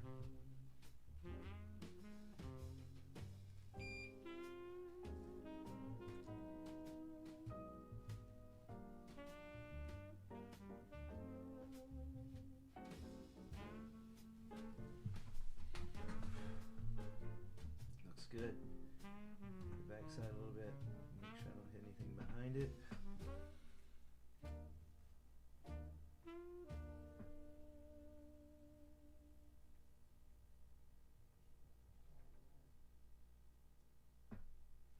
There we go. Replaced, baby. That's the trickiest one, right? Okay. Because it's just so deep down in there. And, I mean, you don't really get any... I don't know that... I think I just figured that out. I was like, well, I can't get my finger down in there. And really difficult. I might have changed it once.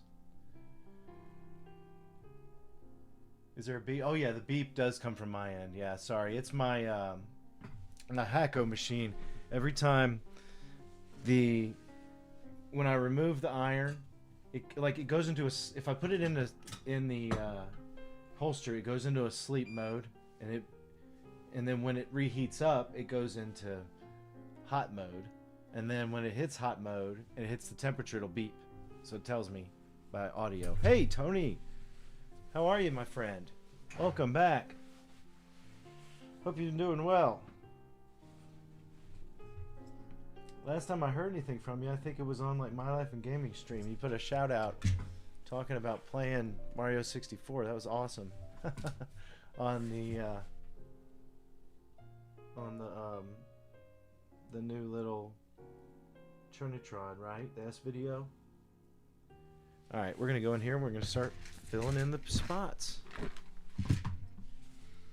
We're gonna fill them in. I do need to get those two over there, but we're gonna go ahead now and right down in here we're gonna get it. We're gonna do 658, which is a 50 volt 100. Golly, see, this is where this is such a fat capacitor. Can it even go down in there? And this is one of the smaller 50 volt 100s I have.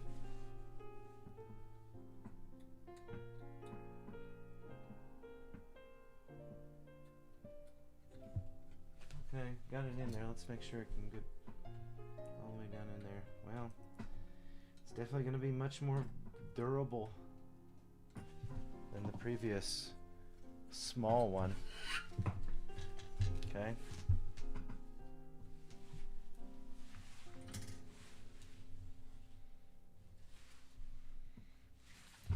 And once we get this done, we'll go through and hit some spots up with some solder.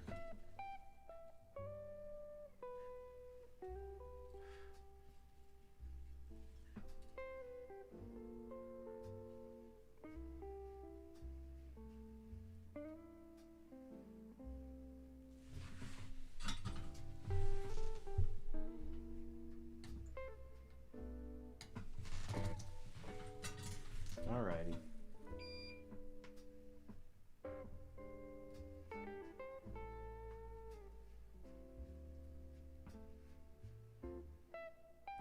There we go. 658 has been installed.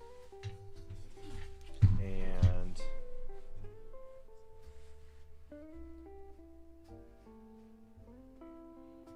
looks good. 658 down in there. Like I said, I mean, it's pretty wild to put a big 50 volt 100 down in there.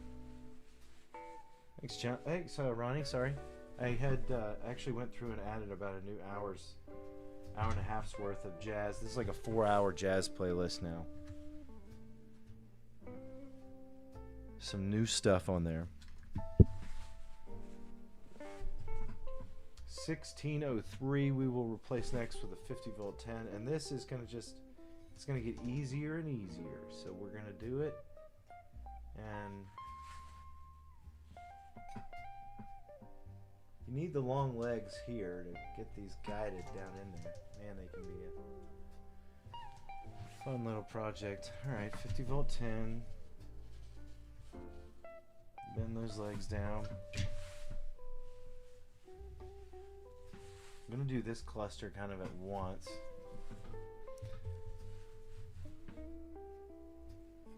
This one took an extra, and again, this one had a hugely long warm-up time.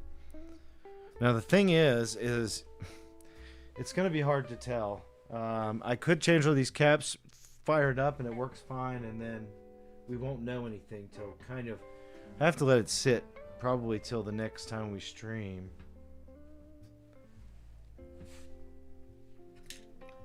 Kind of deal. That's what we'll have to do. Right. All right. I gotta think about what I'm doing here before I do something silly. So there's 1603. Let's do 656 since it's on the other side. 50 volt 10. It's down here, and then we have 1601 and 508, and that's it for this area. So we'll do these two real quick, and then we'll do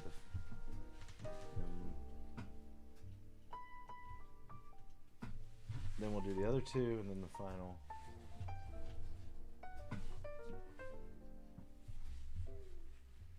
Absolutely, always check your polarity when you're installing cabs. Double and triple check it. And actually, what I do is I go check my work afterwards. So you're gonna hear a beep real quick. Listen, when it gets to 650, there it is. That's just the Hacko. Let me know.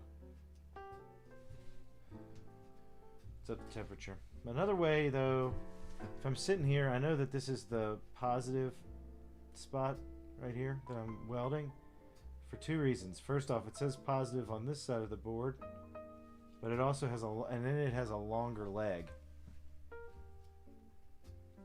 Okay, same thing on this other one, and they don't always face the same direction, but more times than not, they face the same direction. Caps will on the board.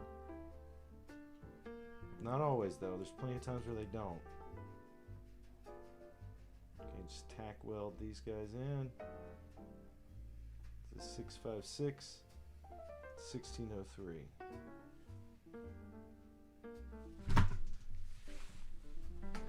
Now, I'm gonna hold this so I don't have to let it cool down. I'm gonna trim the legs, and then I'll come back and touch up the solder, give it some, make it look good.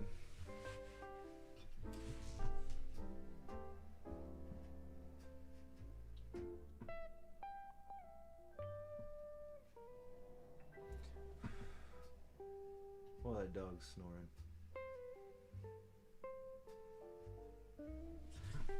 Okay, there's one. 1603 was that other one, wasn't it?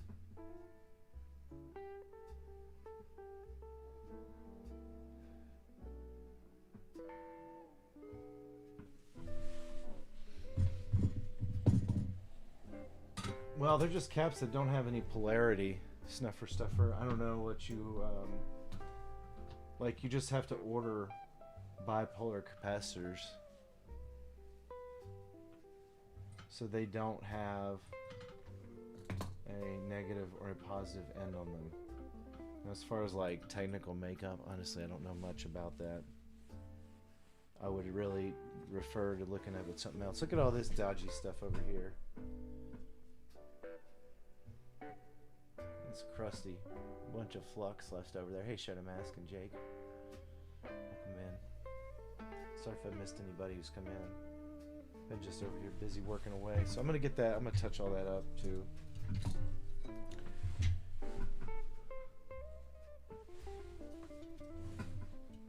Okay. It's all good. Everything's good.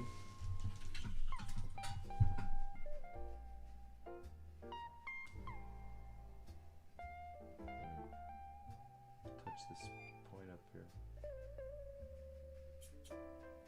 There we go.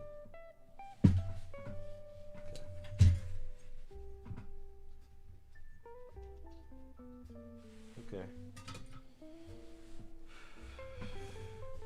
1601 and 508.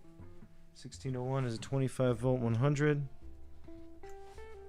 508 is what? A 50 volt 1. 508 is over top over there. And there.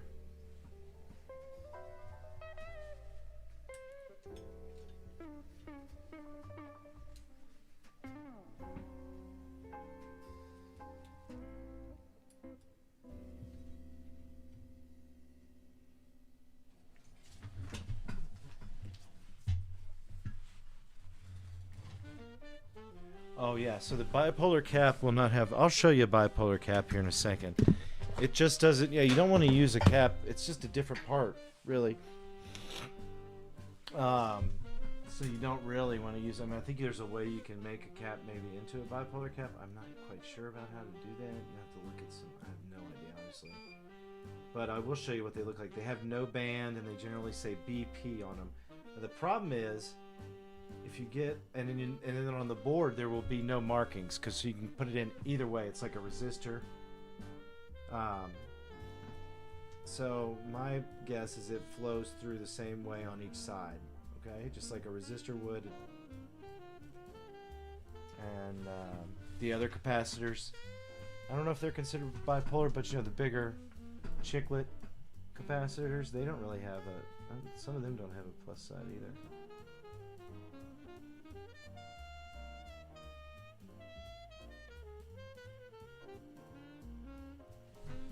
So they just are going to be generally a solid color, and they'll say BP on them.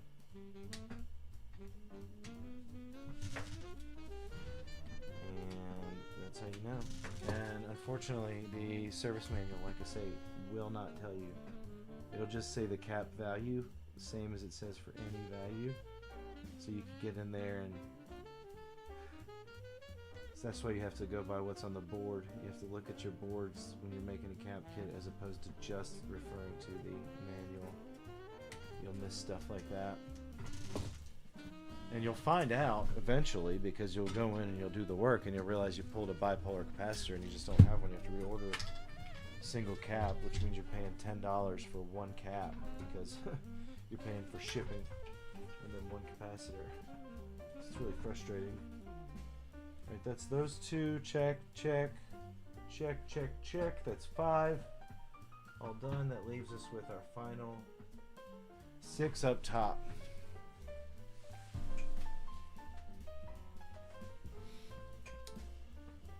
Bipolar caps won't have any banding. Let's see. Got one up here somewhere. Yep. Here's one. So this is one. It's gonna be hard for you to see it.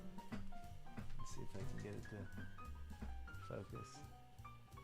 This is 50 volt 2.2 BP, so it says BP under it, and you notice it does not have any.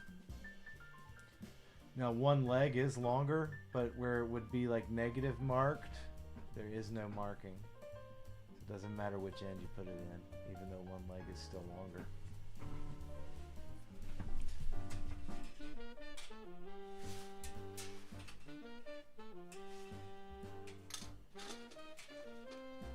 Alright, we got to get the 2 capacitors that I don't have here is actually a 50 volt 100 and a 50 volt 2.2. That's fine.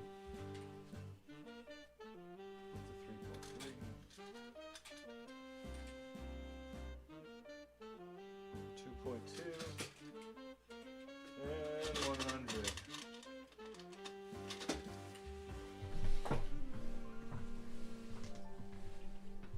Start with those, and then we'll add the other 4. Well,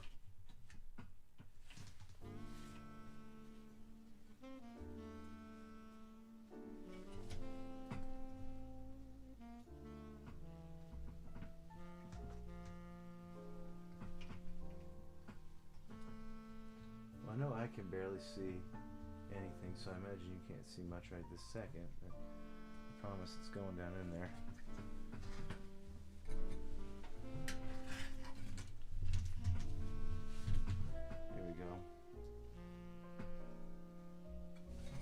Yeah, always go with what's on the board if you're ever in doubt, because especially if something's been functioning, you know, and you're just doing preventive maintenance, it's always safest to just say, see what you've taken out and put that in. Like for like.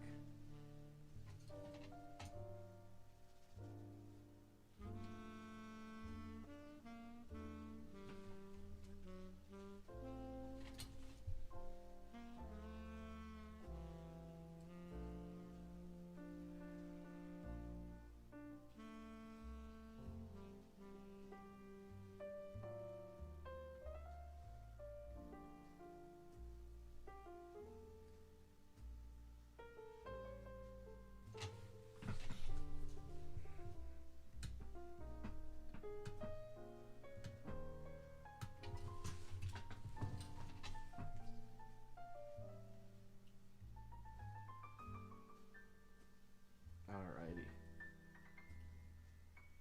There we go.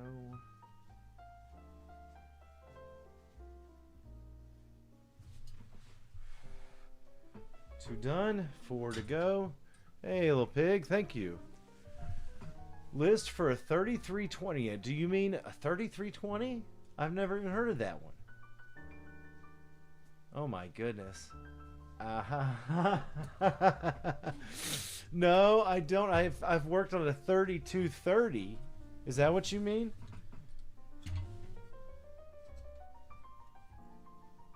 Man, those are expensive. I got a guy bringing one of those soon. I think he's supposed to come here tomorrow. What is it, 11th?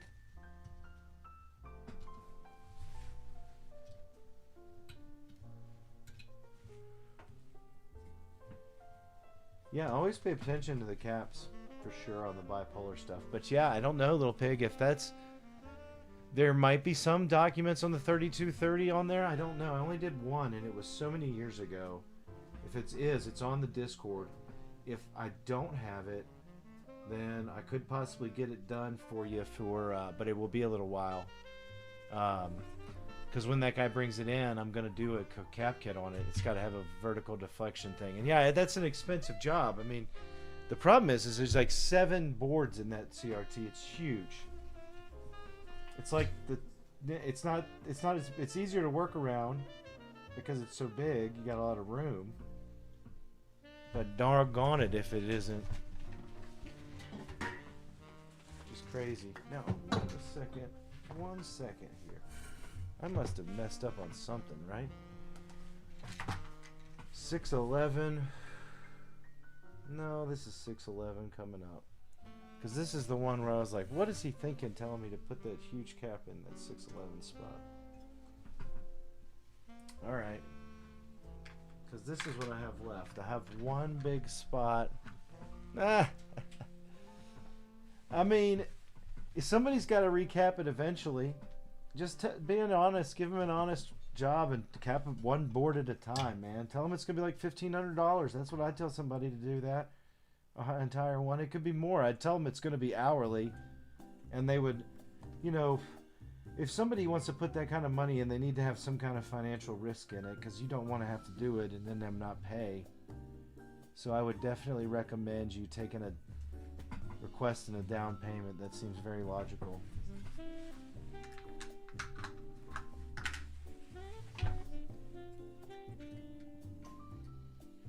$624 is the 50 volt 22. That should be fine. 220, sorry.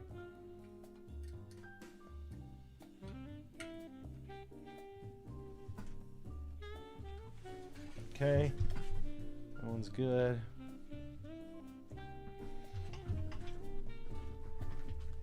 Yeah, I got somebody who really wanted me to work on a 36 inch. It's in the garage right now too.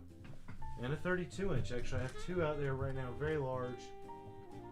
Guys have been on Patreon for like a year and waiting. It's so hard to work on those large ones, especially now that it's cold outside. Baby, it's cold outside. So I really can't work out in the big shop. Because it's like 30 degrees or lower most days. So this is 50 volt 3.3. 662, right? Yes. Thank you, sir. May I have another?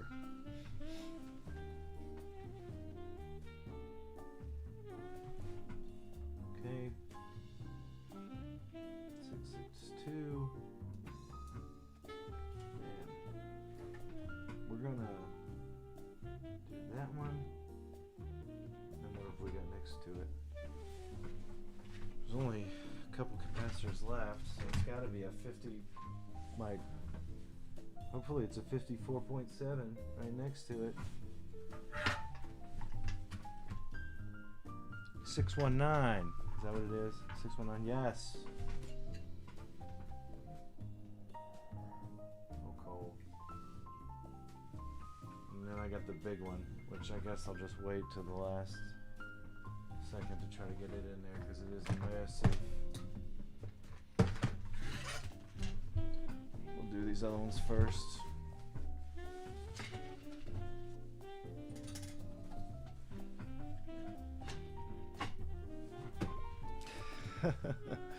My favorite Bing Crosby's Christmas song is the duet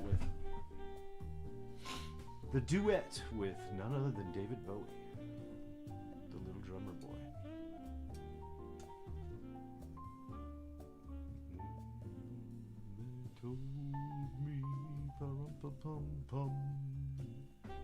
That's a good one.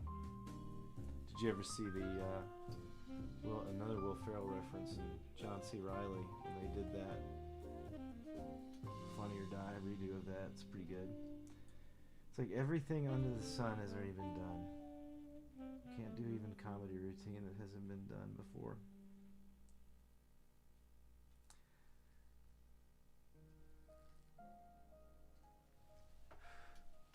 All right.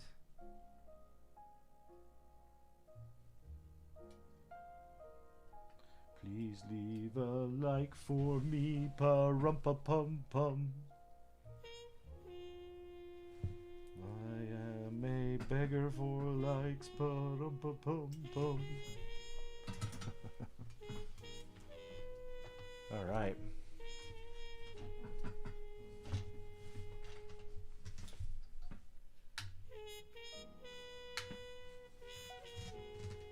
Where are you? There you are down there. I know you're down there somewhere. I'm gonna take these off. I'm gonna touch up the solder on these, and then we're gonna install our final capacitor, and we're gonna touch up some solder. That.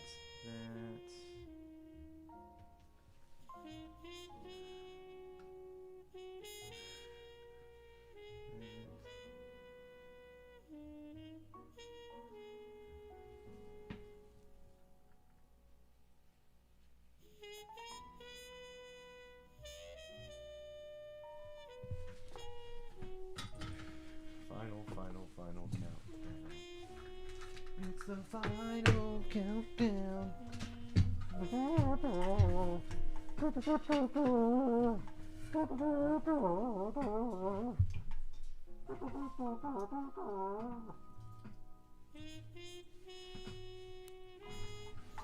Yep, my hair be gone. Oh no. Sorry everybody, here comes the boiler.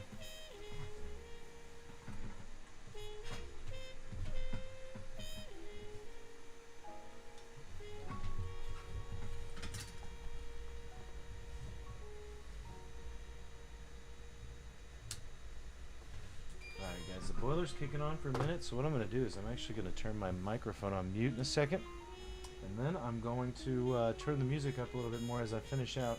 You can watch me reflow solder on this board.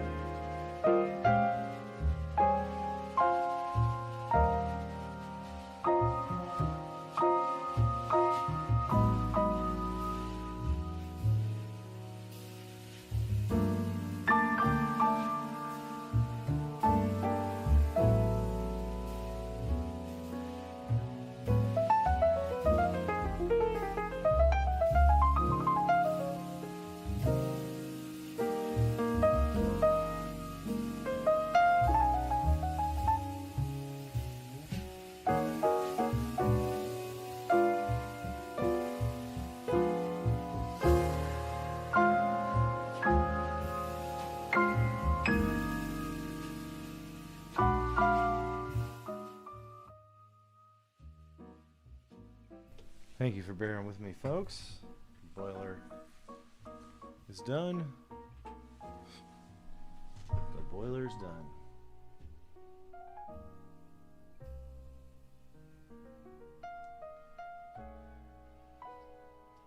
It's what they call the hot Q508 transistor. Horizontal out transistor. The jazz songs are from Epidemic Sound, which is like a company you pay for background music and sound effects and stuff for videos generally, and I just use their jazz. I find their jazz music.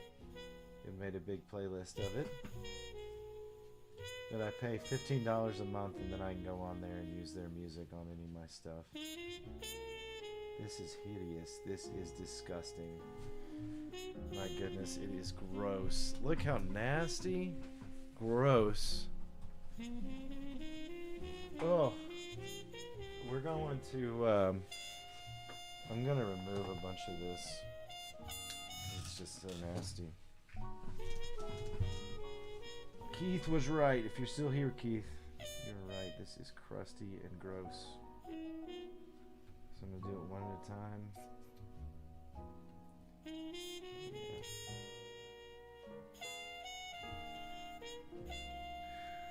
Goodness gracious.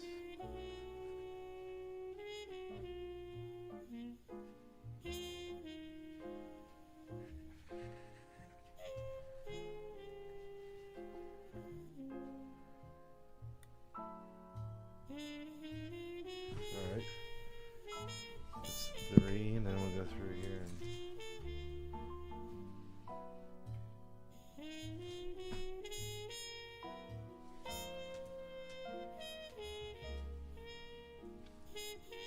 goodness gracious, so gross.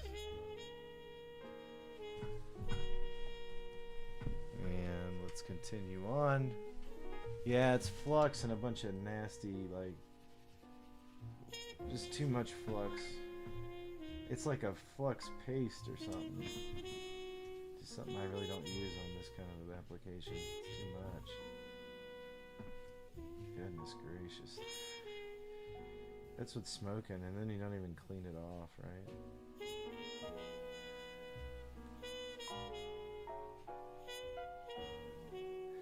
It's like bubbling crude oil. There you go. Alright.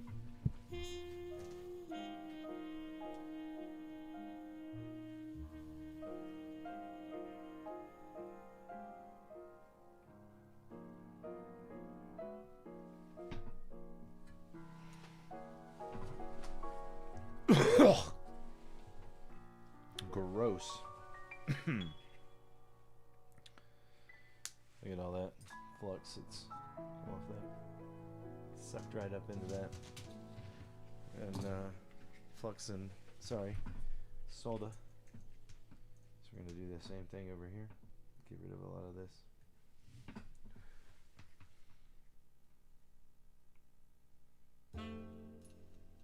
Yes, sir.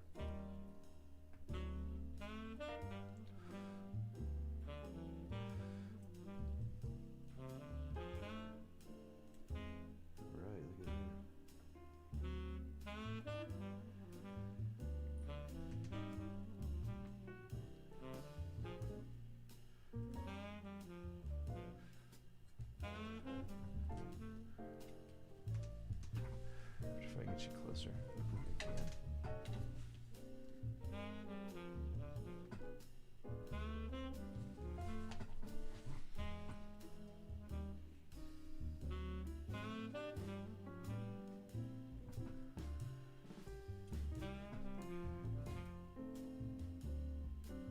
Oh, I'm out.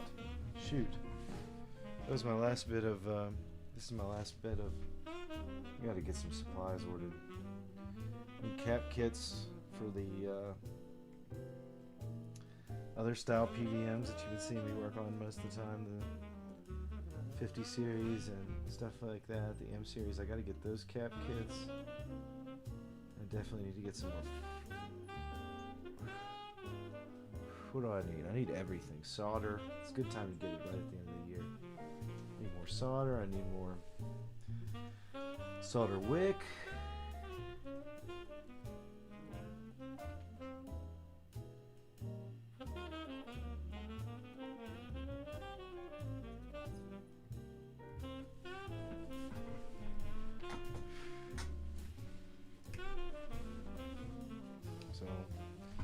try to go from the other side and see how much I can get out with this.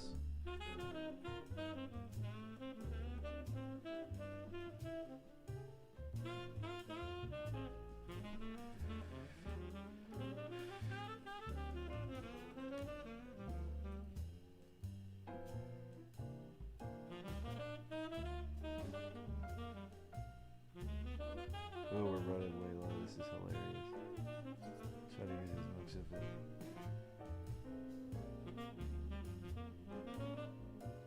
Oh my goodness.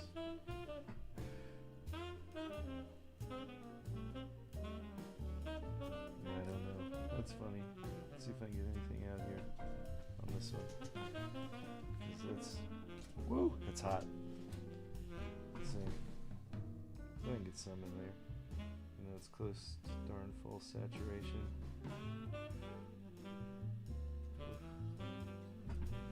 Okay, good enough. Just touch up the solder a little bit.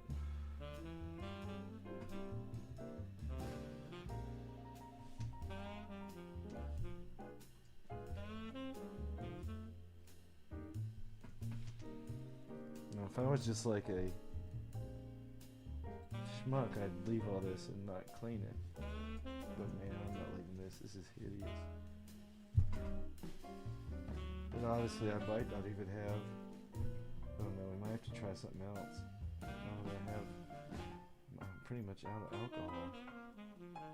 To get some. Okay. Because, yeah, that's got to be cleaned up. That is gross. It's just so much flux on there.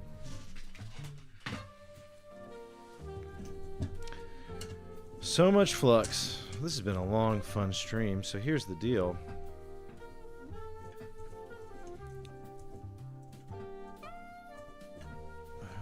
Let's see if I have any way to clean this.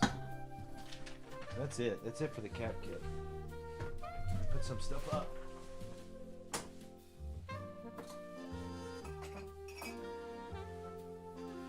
And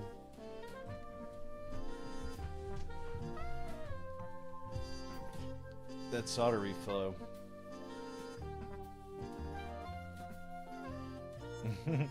Yeah, don't worry about the solder. Thank you, Belmont, for keep dropping that. Don't worry about the solder fumes. They're literally flux, and every time I do that, I breathe out. I do have a fan that I normally use, but I'm not going to use it while I'm down here. It's gonna. Then you'll just be like, "What's that noise? Did you hear something? Is that some noise going on? Steve have something?" And so I don't really want to annoy you with all that.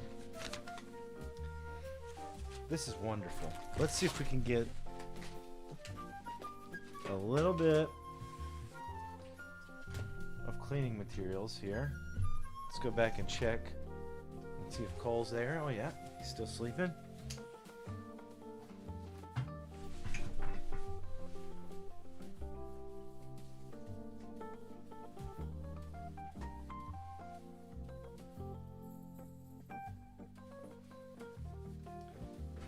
This is something, right? I don't really want to try experimental crap generally on PVM. I mean, this is not going to hurt it, but I also don't want it to spray everywhere.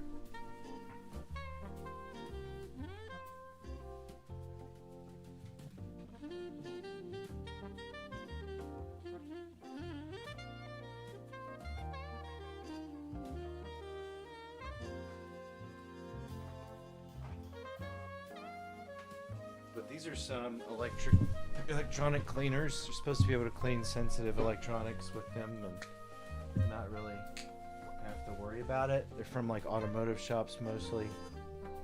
One by CRT. There's one by WD-40 here. And I don't tend to use them just because they cost so much most of the time.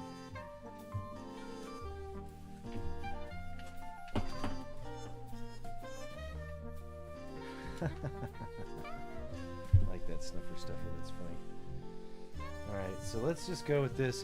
This is the CRT stuff. We'll see if it does anything down here. it doesn't really even work as good as probably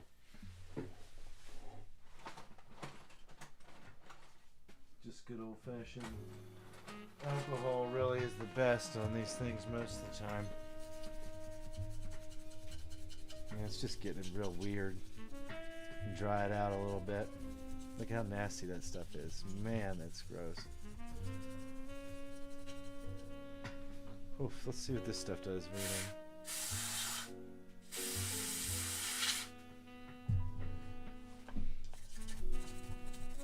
This is the WD-40. It seems to work better, actually.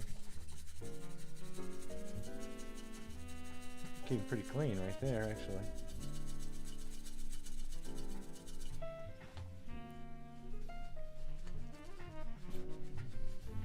Oh, I'm sorry, I'm off the screen a little bit here.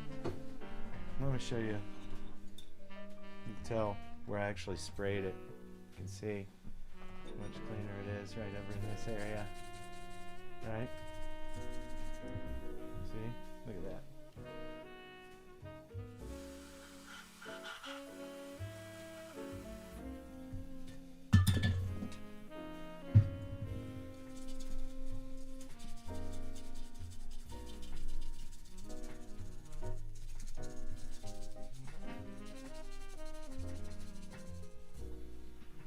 Gosh, some of this is just gummed up. Sometimes you gotta take like a little set of pliers and just kind of scratch that stuff free. Don't try to scratch the board. Just scratch the dirty stuff. Flux. Did pretty good.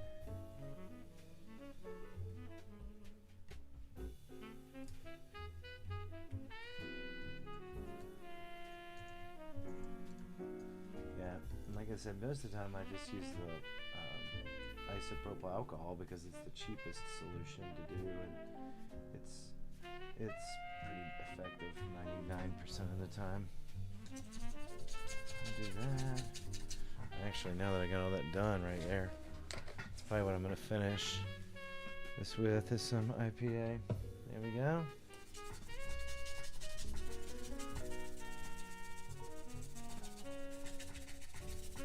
Look how much cleaner that got, huh, guys? That's pretty quick. Doesn't look crusty anymore.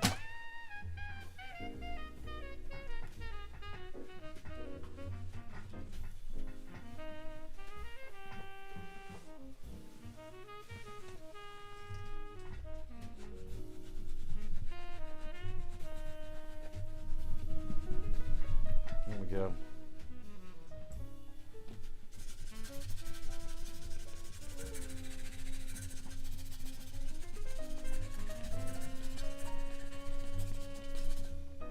Oh baby, look at that. That's like a million times better looking, isn't it?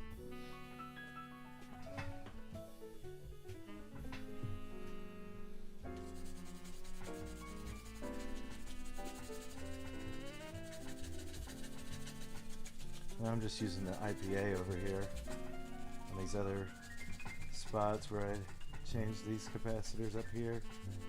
There's 3 of them in this area.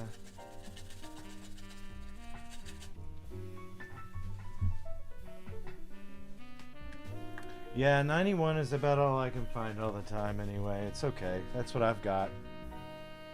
So don't feel so bad if you can only find 91%.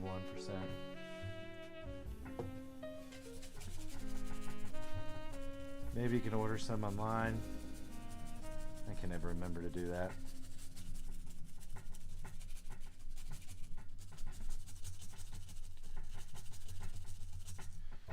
Just go down here.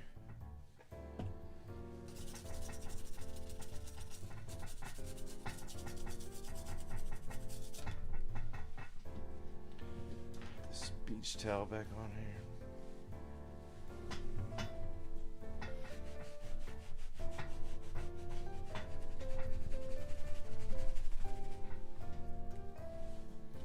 Yeah, you can get, it's the place to do it.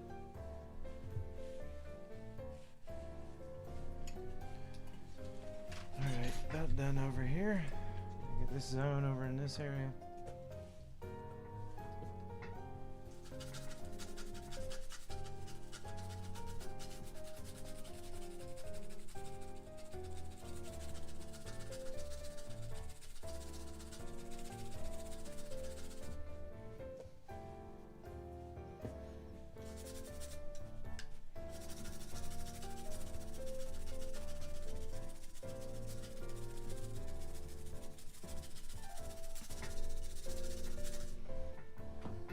Sure hope this works, right?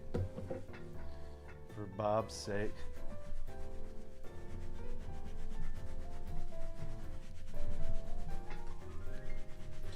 I didn't mean that my work would work. I just meant that the repair hopefully will solve the issues that he has. I don't know. It'll be interesting to find out and see.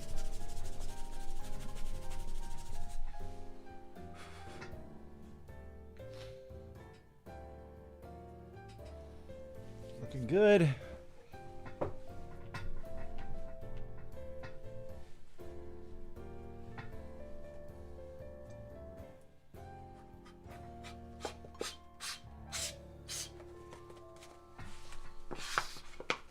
That's pretty much going to do it. So all my IPA, I'll have to go to the store and get some. That's pretty much a way to finish things off right there. That's good. Everything one good run down. Towel on it.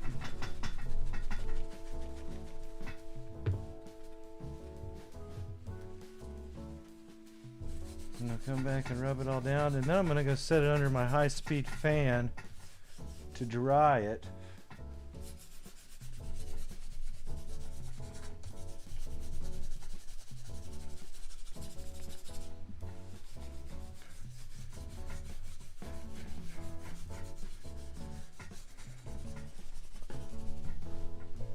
That's what we're gonna do. I'm gonna go set this under my fan to dry it.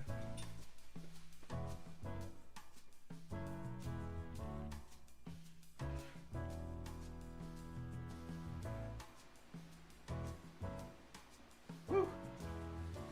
There we go. There we go. So look, had a great. I'm gonna tell you the truth now. But it's just an awesome amount of an attendance today. Like, there's a lot of people here. And I want to say thank you all for coming and spending your time to hang out and, you know, learn about whatever, CRTs, watch me work on one of these rare machines. It's been fun. It's been a 2.5 hour stream, which is a long stream for me, but I'm glad everybody's been here. It seems like it's done well. A lot of great interaction from the audience. I appreciate you, Belmont, and everybody else who's been here helping. But that's where I'm going to end it today. I have to go get my kids from school, and we're at a good stopping point where this board can go dry. I can do some cleaning back in the inside of this and get things ready. And actually what I can do then is I can set everything back up and let it sit cold, and then I'll come back in the next stream. We'll test it cold and see if it powers back up, because I know I didn't do anything to screw it up. At least I don't think I did. I'll QC it and stuff, but you got to see the hard work. You got to see some tricks on how to actually work on this CRT. But if you want to learn more, please feel free to check out the link in the description of this video, or just subscribe to the channel and be ready for the next live show, which is normally scheduled for Thursday, but I may have to move it. I may actually do a live stream tomorrow to try to finish up this PVM instead of just waiting until Thursday. Anybody, sorry, if you came in late, you can go back to the beginning of the stream and check out this awesome stream on the 14L5. I appreciate you all again. Have a great rest of your week, and I'll see you in the next venture into the bunker. And I tell you, I gotta quit putting my mouse places so I can